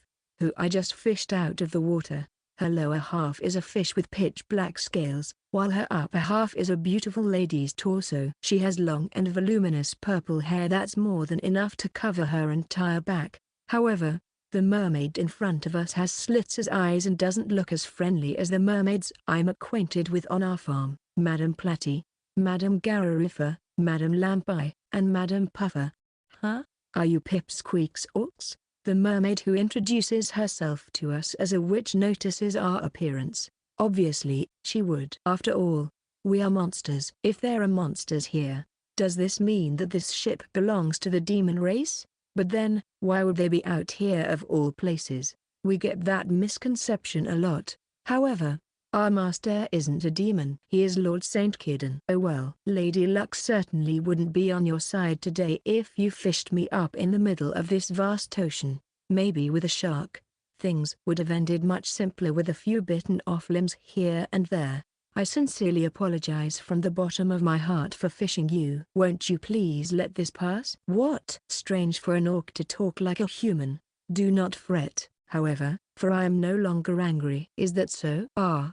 What a relief. If things got tense between us, we would be in big trouble with Madame Platy. You hooked at the right time, though. Why don't all of you become my guinea pigs for my new concoction? Huh? I was just looking for land-dwelling test subjects to see how I can slaughter them. It shouldn't hurt killing one pseudo-living being or two. The mermaid takes out a test tube filled with colored liquid from her breast pocket and opens the lid to spill its contents. Hey, don't dirty the deck. Let me tell you why I'm called the Witch of the Abyss before you die. I'm researching how to turn mana into life. You see, the liquid she just spilled on the deck formed bubbles and soon took on a semi-solid form. It's research to artificially create monsters just like you. It was considered heretical by the Mermaid Kingdom, so they tried to capture me. That's why I'm currently on the run. The foam kept expanding until it stopped just above the height of a typical goblin like Gobukachi. To us orcs, it looked tiny. Nonetheless, all of us couldn't help but tremble in fear. The foam took on a more tangible form, resulting in a slimy mess that looked like a combination of an octopus and a human. It had sharp fangs in what appears to be its mouth, sharp enough that getting bit by it looks like it would hurt. There were 30 of its kind in total. Won't the ship sink with this many people, or monsters, on board? Go forth, my little deep ones. Don't bother living if you can't kill these lowly orcs. The monsters that emerged were now well defined and faithfully listened to the mermaid's orders as they charged to attack us. No one anticipated a bloody tragedy to unfold on the deck. HMPH. Take that. Our younger men are on a roll. Not all of us are needed to lift even one finger. 3 of them wield mana metal axes made by Lord Saint, flinging all the monsters off the ship, making a big splash far off in the distance. Keep it up, guys. Dropping them too close to the ship would scare away all the fish. After all, says Orkama as he commends our men. I agree with what he said. Impossible. They may be still in development, but they have shown the best performance and have outdone the rest of my models. Yet, they lost to mere orcs. We're not your typical orcs, says one of our younger men in response to the astonished mermaid. Hey, what's with that cocky attitude? We are orcs who mutated into warrior orcs thanks to our lord. That's not all. We also have 2 legatus orcs with us. A further mutated version of a warrior orc. That's not something to brag about. Good grief. Even our lord knows how to be modest. Can't they learn a thing or two from him? Not so fast, says one other orc who stops the mermaid from trying to jump back into the water and escape. Why do such a thing? Let her go if that's what she wants. You think we'll let you escape that easily after attacking us like that? He's right. You could at least give us an apology. They're so bothered by trivial things. If you try to press her like that, you're going to face some consequences. See? I told you so. The witch took out a flask much larger than the test tube. Even the color of the liquid inside it is much more ominous. You leave me no choice but to use this. I'm not sure about its stability, but whatever. I'm bringing this ship down with me. The flask shatters onto the deck, and the monster that gushed from it are twofold bigger than last time. Big. Too big. The ship is sinking. Secure mast. That huge thing could snap it in half. It's not as massive as Lady Vale in her dragon form, but it's big enough to make us look up. Its size is more than enough to overturn the ship. Ha ha ha ha. That's right. Panic more. Do you regret thoughtlessly retaliating against the Witch of the Abyss now? You're the one who made the first move, though. Go, Forbidden Deep One. Let every last orc fall into the sea. The witch orders boldly, but the giant beast doesn't respond. Huh? It grabs its master with its octopus-like tentacles. Wow, hey, I knew it was still out of control. It's just a reject. This isn't the time to be carefree. The giant monster opens its mouth wide and brings the mermaid towards it. It's going to swallow her alive. No, someone, save me. And just before she was about to be swallowed, the giant monster disintegrated into 100 pieces from the swing of my axe. Orkama, got it. Orkama sends the pieces of flesh far away from the deck and into the water. Kiowa, the mermaid's relatively tiny body was blown away with it. But I took a giant leap and caught her. I gently land on the deck with her in my arms. It still would have hurt falling into the water if she had fallen from that height. The rest of the orcs let out a cheer after seeing me princess carry the mermaid. Who the hell are you? Didn't someone just say that you're a stage 2 mutated orc? Oh, no. I'm just your regular orc. Chapter 119. Peeking into the abyss. Hi, it's me, Kidden. Orcubo and the others have finally returned. Their supposed day trip turned into 4 days of not hearing from them. I was already crying from extreme worry. Geez, I can't believe they made me worry like that. They were able to bring home a big catch after being out in the sea for days. The fish they caught were well preserved as they had been wrung out and frozen according to the instructions I gave them beforehand. We stored them in the massive fridge in the meantime. Afterward, we can prepare it in any way we want, steamed, grilled, or even dried. But what caught my attention, so much that the fish doesn't bother me, is the mermaid in Orcubo's arms. Naturally, I don't know her. Is that your prize catch? No, my lord. Actually, Orcubo starts breaking out in a cold sweat. The mermaid is no exception to the beauty her race possesses. Although Orcubo is carrying her with the lower half of her body having a fish's tail, she has her arms wrapped around his neck, so it doesn't look like she's some princess kidnapped by him. It actually looks more like a hero who rescued a damsel in distress while he was out adventuring. Huh? Are you perhaps the Witch of the Abyss? Asks Platy. Do you know her, Platy? She's one of the other mermaids belonging to the 6 Mad Witches. Don't utter that name, it's embarrassing. Objects the mermaid in Orcubo's arms. I don't like it, either. It's like some kid was trying too hard to come up with a cool name. You're the crowned witch, right? The identification potion engraved on this ship confirms it. You sensed it and helped Orcubo figure out their way home? Thank goodness. I see. So that's how it is. Mermaids are known for their ability to make potions and use them in various ways, but this holds even truer for the mermaids called witches. Allow me to thank you for bringing home Orcubo and the others safely. There's no need for thanks. They were the ones who saved me. Huh? She said something after that, but it was hard to hear or even understand her mumbling. Anyway, what is this place? It's so magical. She immediately changes the subject as she looks around our farm in an attempt to hide her embarrassment. From the goblins weeding in the fields to the hire-like hands running around in the garden, everyone's mutated here. You can't fool my eyes, especially after meeting these orcs. Calm down, Lady Zothsira. There are even materialized earth spirits. I can see Orcubo being stumped. The mermaid, who seems to be called Zothsira, is still in her mermaid form, so she can't go around on land on her own. Her flailing made Okubo hold her more tightly, closing the distance between them. What is up with this rom-com? I started feeling nauseous from the overly sweet atmosphere. Okay, this place is teeming with good material for my research. Let me use everything here. I won't take no for an answer. Huh? What research? You're not getting anywhere on land in that form. Drink this, and know your manners. A quality product of the Crowned Witch. The latest humanizing potion. Are you fine with letting me have something so valuable? It's not that hard to get materials on land. Well, at least within Deer's farm. So, don't worry about it.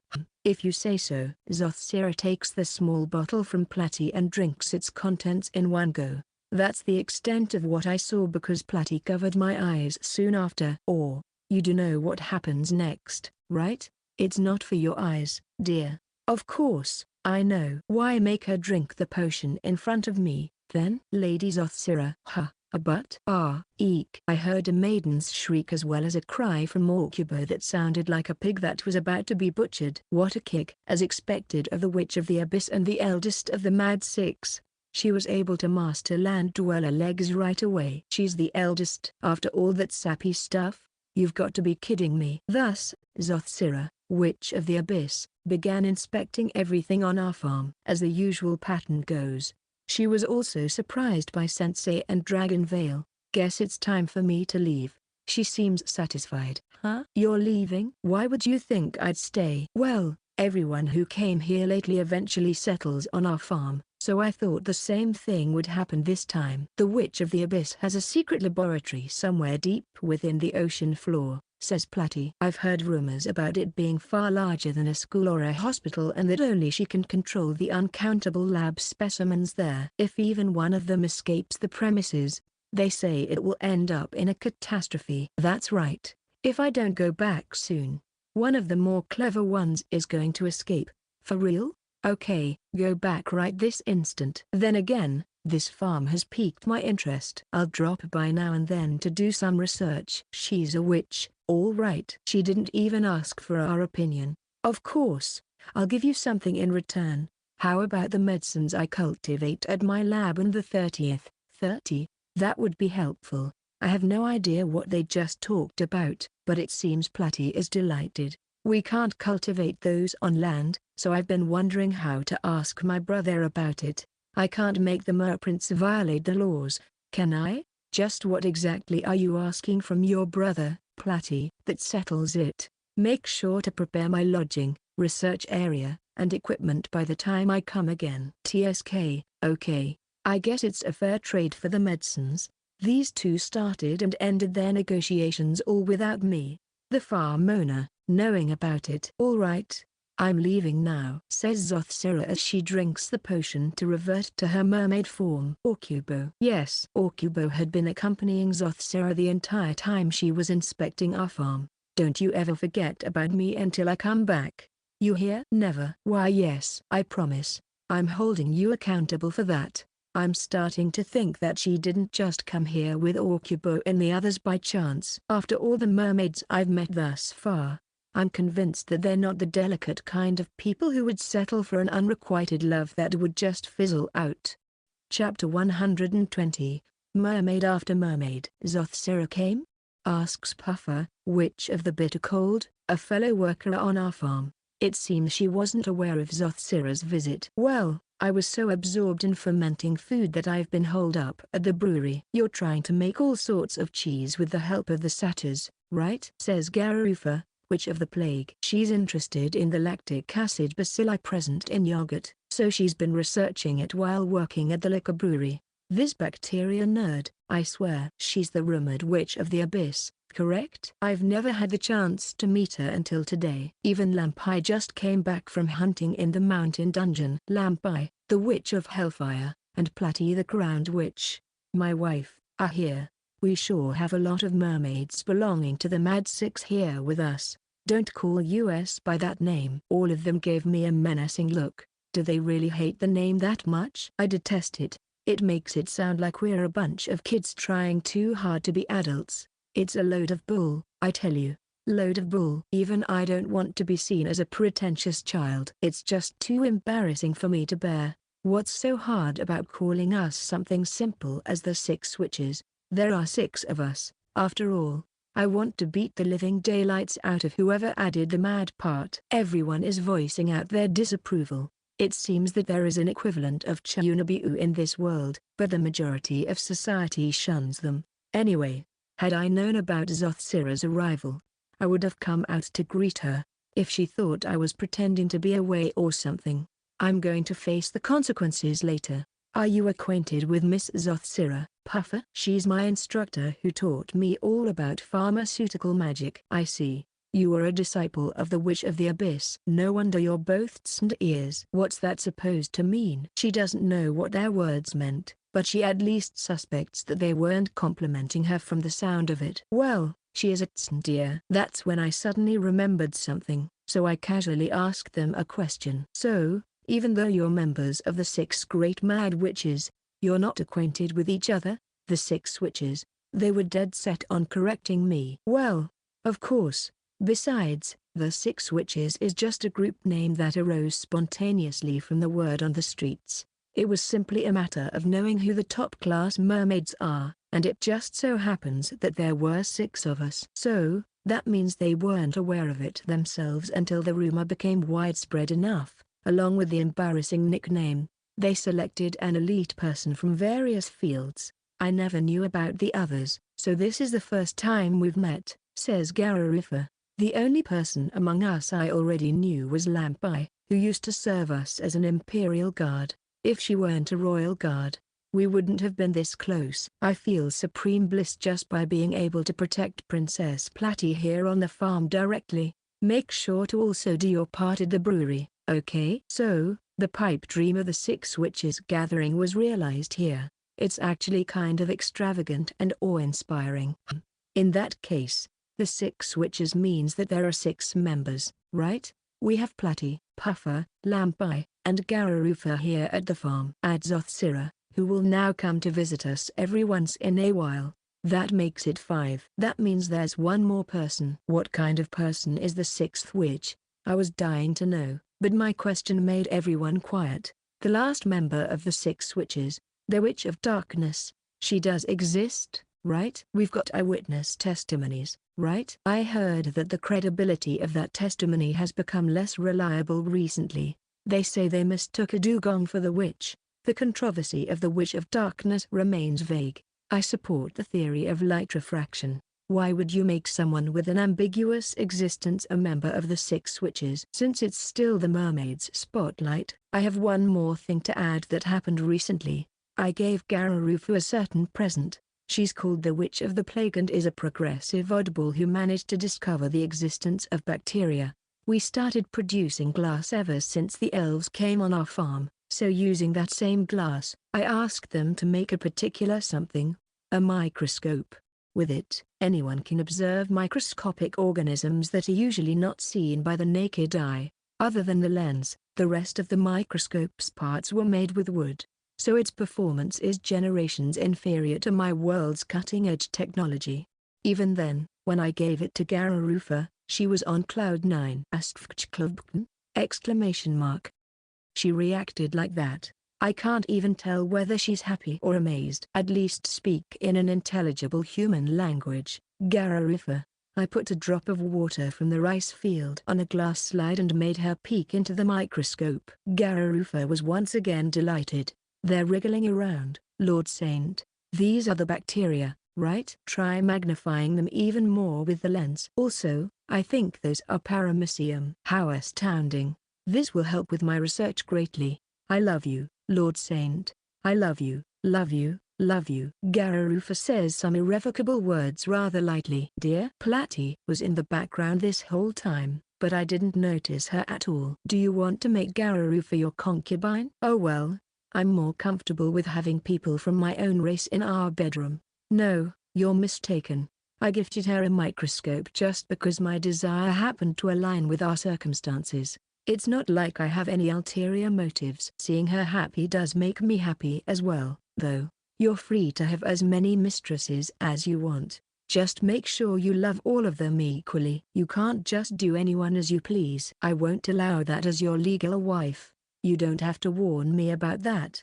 And why are you nonchalantly giving me consent to commit adultery? One final thing about the mermaids. Something was being plotted deep within the sea, a territory utterly unknown to me. Well then, what about Princess Platy, the crowned witch? Yes, ma'am. According to the rumors at the royal palace, she is unlikely to return. She's been exiled for the rest of her life on land. Great. Because the Witch of the Bitter Cold, Witch of Hellfire, and the Witch of the Plague are all imprisoned while the remaining two are fugitives, never to show themselves.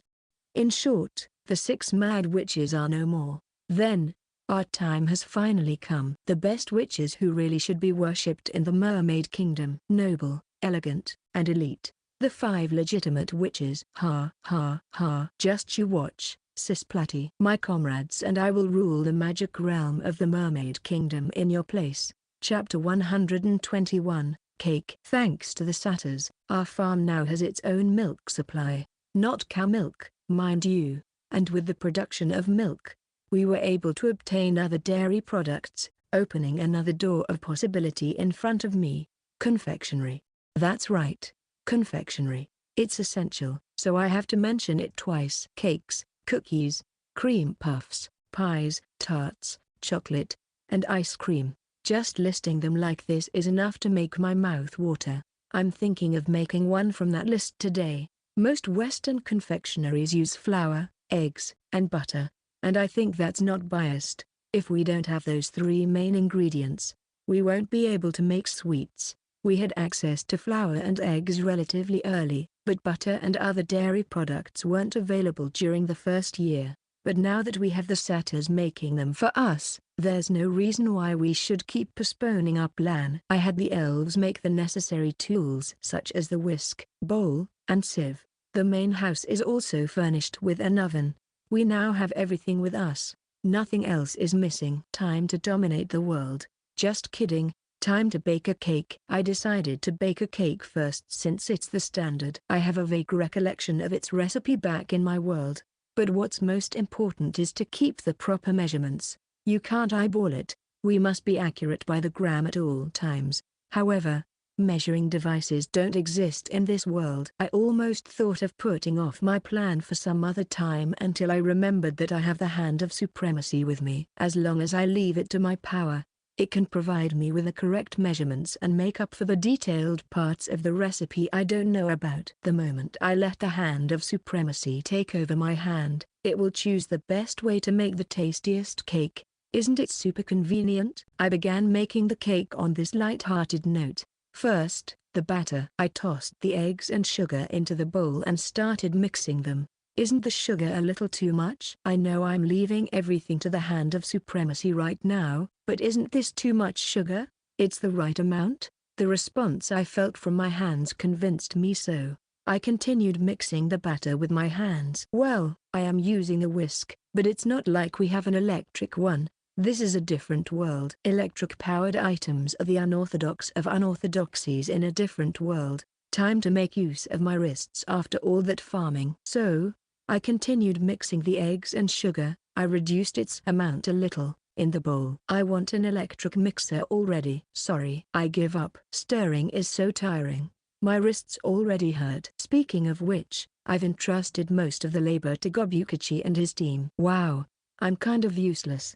Have I been neglecting even the most basic tasks now that the farm is getting back on track? I didn't know baking a cake was so much noble work. Trying to escape from reality is pointless. All right, I'll shut up and continue stirring. I'll ask Belina and the elves to create a mixer with their magic. That's right. Even if electricity doesn't exist in this world, there's still magic. Magic can solve all of our problems. Viva magical civilization. I had to entertain myself with such baloney. Otherwise, I don't think I can keep doing something so monotonous as stirring the batter. Depending on the thickness of the batter, I add milk, flour, and butter. Butter. Are you going to give us butter? Yay, master. The earth spirits were able to smell the butter. Wait, you guys. I need this butter to make something new. No food is superior to butter. Listen, I'll make something far more delicious than butter, so be good and wait still. Far more delicious than butter? Such a thing exists. Oops. I slipped my tongue. In the end, I still had to give them some butter. Thank goodness I prepared excess butter in anticipation of this event happening. Alright.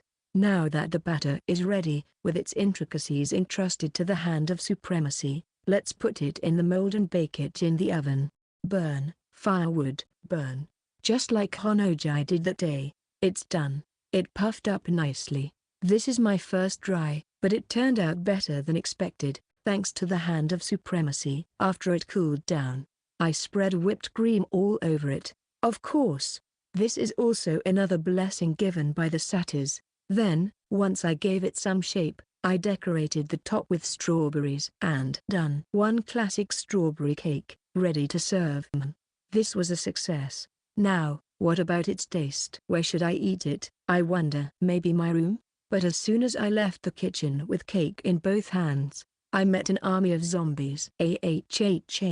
Zombies? Wait, no. An army of women. There are dozens of them, from mermaids to demons, to elves and satyrs, all stretching out their arms in front of me. Their pose looks so similar to that of zombies from the movies I saw back in my world that I ended up mistaking them for one. Hold on. Their eyes are bloodshot like the zombies. But why? Dear, says Platty on behalf of the female zombie army. You made something sweet, didn't you? Don't play dumb with us. We could smell the sweetness from miles away. All of you gathered here because of the sweet smell? It can't be. The ladies' minds have been taken over by the sweet aroma, making them act like zombies. Lord Saint, just one bite. Please, let us have just one bite of that tasty thing. You used our milk to make that, didn't you? We have the right to get our share. Is that the thing that's even tastier than butter? Let us have it. How does a simple cake have power over these ladies' sanities? I guess no matter what world I'm in, the fact that girls fawn over sweets will never change. That crazy sweet smell. My gut tells me that it will cause an even bigger fever than the Zenzai with Mochi last time. Give it to us. Let me have some too. The chaos at the scene reached its maximum when Vale came rushing in her dragon form. Ultimately, I had to spend the rest of my day baking because the first cake that I made wasn't enough for everyone. I kept stirring the batter with a whisk. Stirring and stirring. My wrists. Tendinitis awaits my poor wrists. Chapter 122, The Demon King again. Demon King Zed has come to visit us again after a long time, along with Demon Queens Mrs. Astas and Mrs. Glazier. Miss Astas. Our farm has deep relations with the demon royals, notably the demon duo Betami and Belina, who once served Mrs. Astas as her aides during her time as a heavenly king. They're like family to us now. Miss Astas. Belina has been crying her eyes out in Mrs. Astas' arms for a while now. Miss Astres, I'm so happy to see you again. I'm happy to see you too, Belina. Belina? Miss Astri, aren't you crying a little too much? Lately, Belina's emotional instability has been a matter of concern. We need to have a serious discussion about this at some point. Long time no see. Indeed, Betami. Meanwhile, Betami is totally chill. Are you really fine addressing your former superior, now Demon Queen, casually like that? Betami. I apologize that I haven't been keeping in touch as of late. The Demon King is as polite as usual. They even brought a lot of souvenirs with them. Where should I start? First, the Demon King surveyed the farm around him. There are even more people now. He gave his honest opinion. I did plan on informing him about it, but it's the elves. I heard they're a famous band of thieves. However, they're working for us at our farm, so I would like to ask for your consideration. Don't worry. I have faith in you, Lord Saint. No matter what kind of heinous crimes they may have committed, as long as they're under your command, I believe everything will be all right. Thank goodness he has complete trust in me. Moreover, as stated in the report, the demon nobles and merchants who fell victim to the thunderstorm stonecutters' thievery have long since been purged during the previous reform. We can't accuse them now even if we want to. Oh, I see. It's a good thing that Aileron and the others are chivalrous thieves who only target the greedy. Selfish people like them deserve to be ruined by the Demon King's reform. They stole not only from the Demon Kingdom but from the Human Kingdom as well. However, that very same kingdom has now been destroyed by my army. Therefore, There is no one left to press charges against them. Oh. The purpose of our visit today is to report to you about the downfall of the human kingdom. I was able to fulfill my promise with Hades. I am forever grateful for your help as always, Lord Saint. He casually blurted out something serious like it was nothing. The human kingdom has finally collapsed. That sounds like a rather important event. If I were to apply typical fantasy elements to it, humanity has fallen. It's the end of the world. Game over. Continue? Start over? It makes it sound like it's something to be deeply concerned about. But for some reason, I don't feel anything at all. I wonder why? Our spy told me that the human kingdom's ruler is a fool, but he willingly surrendered himself when his defeat was inevitable. He said that he wants us to secure the safety of his people in exchange for his life. Witnessing his act made me realize that one's true value is determined during their final moments. He was a king who deserved to be criticized for his inactivity, which led to his defeat. Still, he managed to fulfill his responsibility at the very last moment. A lanky imbecile like him was never fit to be king to begin with, said Mrs. Glazier, who has now become the second demon queen. It may be because she is now officially betrothed to the Demon King, but she looks prettier now than when she first came here. A true king must have wisdom and courage just like Lord Zed. Humans don't possess those things. I wish that was true, Glazier. I believe that the right qualifications to be king are much simpler than that. Isn't that what he showed during his final moments? His actions made me deeply realize all sorts of things as a Demon King. I will continue to govern his people.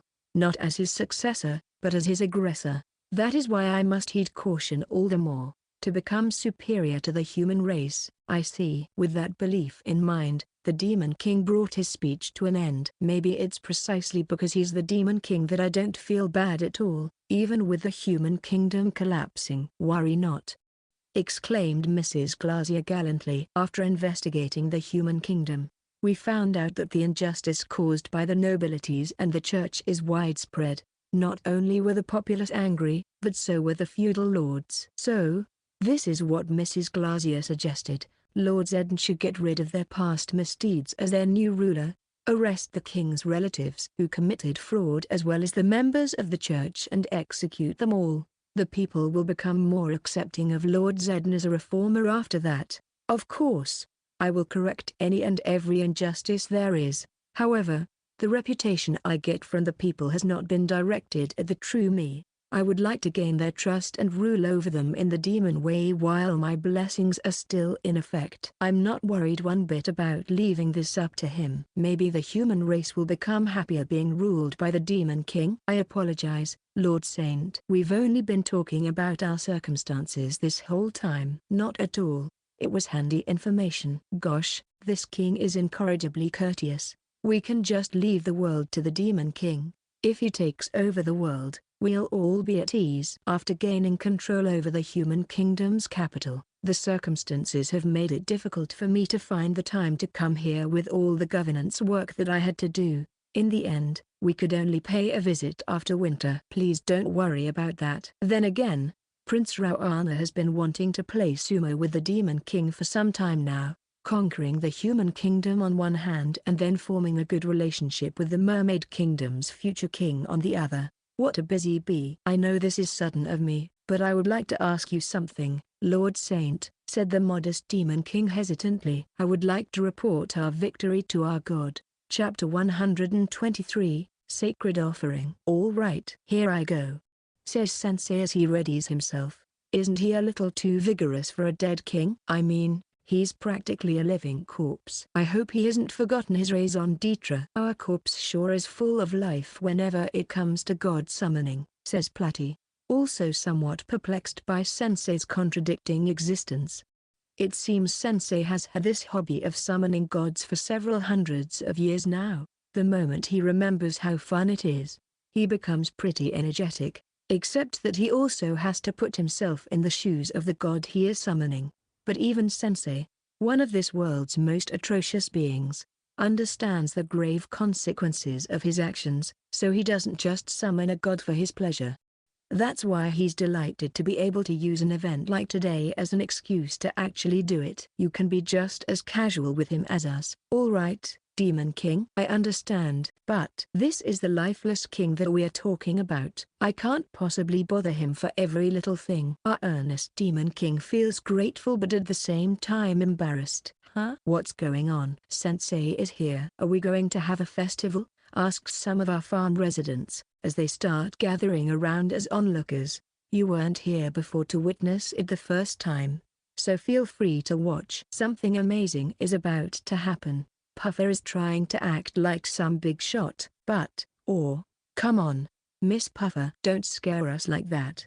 Having a casual conversation with the lifeless king is already impossible. What other bizarre event could there be? Yeah, I'm still afraid of Sensei, so I'm not yet used to being around him. The elves and the satyrs are looking cynical and acting carefree. However, they will soon realize that there are things that can exceed one's imagination in this world. The hath called. After Sensei succeeded in his ritual, Hades showed up. He looks as dignified as ever with his thick beard. Most of the people got spooked and ran away. But please don't think of this as a disrespectful act towards a god. This is how most people would react under a holy being's intimidating presence. It has been a while, your mightiness. There goes our courageous veteran, Demon King, greeting a god normally without a stutter in his words. Mrs. Zastas and Mrs. Glazier also knelt down before Hades. If it is not the Demon King of this generation, how rare to see thee so oft. As a demon, it is an honor to be graced with your presence more than once. I am both delighted and humbled. However, there is something I must report to you on this occasion. About the overthrowing Zeus children. Were you informed? I am a god beyond the rules of this earth. There may be a way I am oblivious to the happenings of the surface, especially so when it is something as significant as alteration of territorial boundaries. Pardon me. The Demon King bows even lower. If so, I would like to add something. The human king has put an end to his dynasty by acting in a way befitting of a true ruler. It doth matter not. Ultimately, bloodshed was no longer necessary. The human race also wants to rule together as the inhabitants of the Demon Kingdom and, by extension, the earth. I have come to seek an audience with you today to reiterate my vows. How conscientious of thee.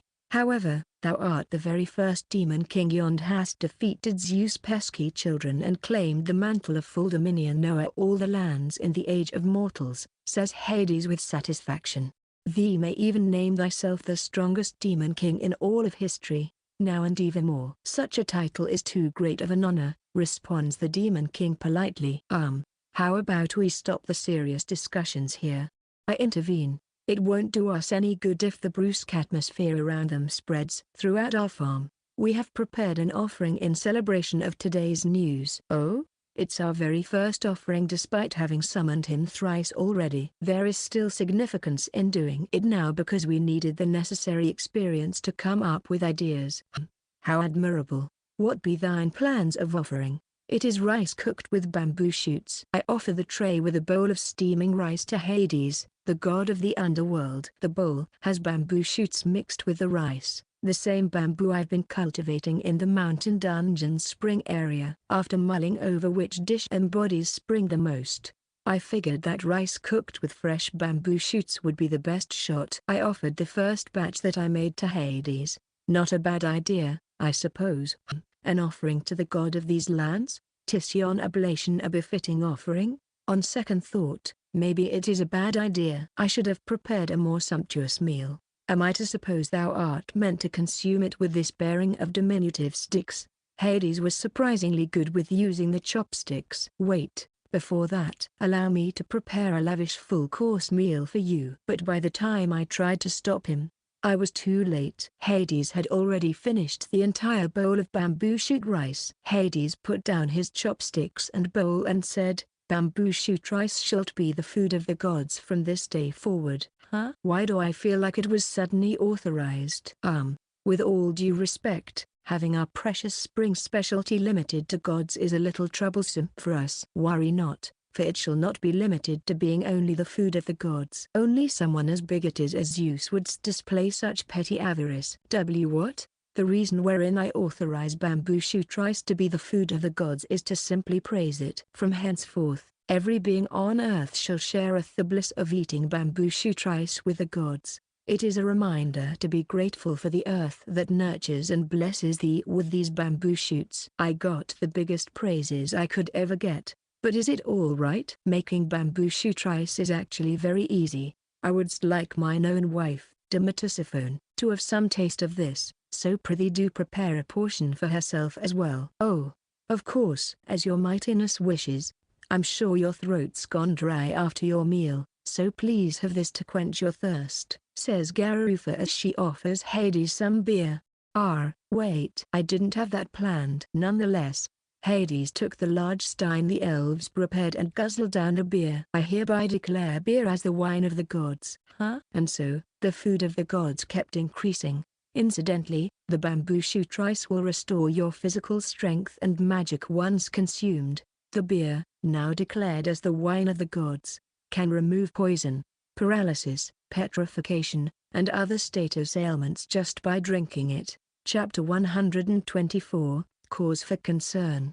Thus ended the Demon King's report to Hades and his conquest of the earth. This is where the hard part begins. However, the Demon King refuses to let his guard down. Are commendable words the only thing he knows what to say? This conquest is only the beginning. The true value of a ruler is tested depending on how he brings happiness to the people he conquered. This is where the real work of a Demon King begins. A formidable Demon King is the best kind of cheat, in a way. Even a first-class hero wouldn't dare look down on him. The real challenge starts from here, says Mrs. Zusters as she stands to the right of the Demon King. After all, we're going to be ruling over humans. I expect that we'll encounter all sorts of problems just by governing a race different from our own.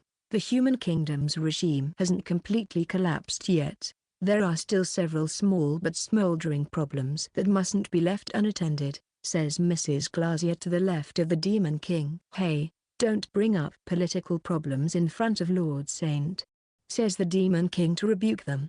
But now that their king has surrendered, doesn't that mean their nation is no more? I can't help but ask to satiate my curiosity. That's not how it works, unfortunately. In addition to the royal family, there is one other organization that supports the human kingdom's structure as a nation: the religious order. The religious order is considered the first sect of the human race and worships Zeus, one of the three deities of this world, as its primary deity.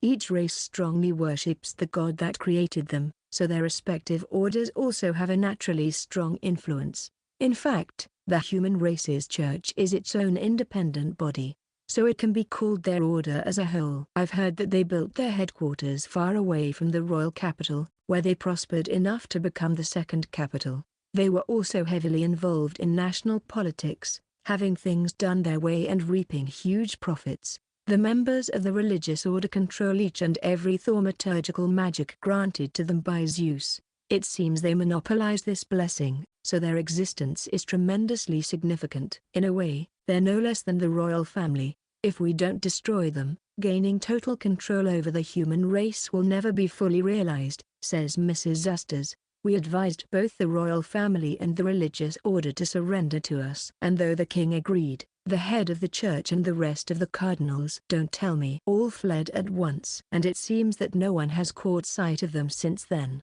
We are giving it our all, but doing our search in an unfamiliar territory is still a hard task. We threatened to massacre their entire race if they didn't obey, but they still didn't hesitate for a second. They saw through our bluff. At least they were kind enough to not kill anyone in reality. Hence, the occupation system of the former human kingdom still has elements of uncertainty. We can't let our guard down just yet, so paying you a casual visit is still far from happening. Please, don't worry about it. Please prioritize your work first when it's needed the most. That's the most important thing. That isn't the only problem that remains unsolved.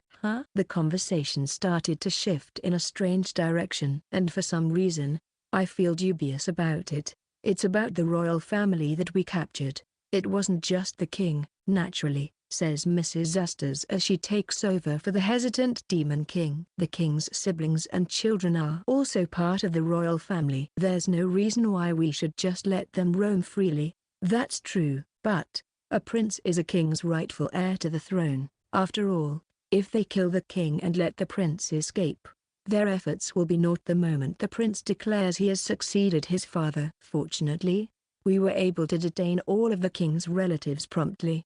However, the question arises when it comes to handling them. What do you mean? Among the upper echelons of my army, many are of the opinion that we should execute every single royal member. Oh, well, it's only natural. It really isn't, though. However, the decision ultimately lies with you, Demon King. I'd like to avoid bloodshed as much as possible. I can't force the human race any more than this, especially after the king's heroic act. Nevertheless, they still pressed me at the meeting. In the end, the king's father and predecessor, who was still hale and hearty at the age of 90, the king's younger siblings, his wife and children were all exiled to the Demon Kingdom's territory. It's better to keep them away from their people. However, there was one person we were uneasy about. It's finally starting to become more and more dubious. I know it can only mean more trouble, but I can't help but urge them to continue. And who's this person? A princess. A princess, Mrs. Zasters monotonously continues. As of now, we have confirmed that the only child of the king is a 17-year-old princess named, let us read it. The human kingdom has a patriarchal society, and as such, women have no right to the throne. It has been planned that her future husband will become the next king. That plan has great significance to our current state of affairs, says the Demon King in a faint voice. The princess is the perfect hostage against the treacherous humans who plan to overtake our country. If they kidnap her and marry her to someone, anyone can become the next king.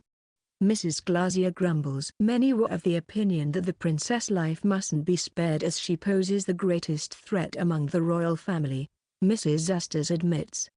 Both demon queens agreed to spare the royal family's lives, but no sympathy was spared for the princess. The human race's princess is a threat to us demons. After all, I understand that His Majesty is kind, but we must always prioritize the safety of our people above all else. They both proposed straightforward arguments, which is probably making the Demon King this faint right now. But I made a promise with their king, says the Demon King bitterly. I promised him that I would guarantee the safety of his people in exchange for his life. Is there anything more painful for a parent than to have their own daughter killed? No, but I suppose such is the fate of being born into the royal family. Astas, yes, is already carrying my child. She's expecting this summer or fall. Oh, I see. Congratulations to you. Now that I'm also going to become a father, I can relate to the pain of a parent seeing their child hurt.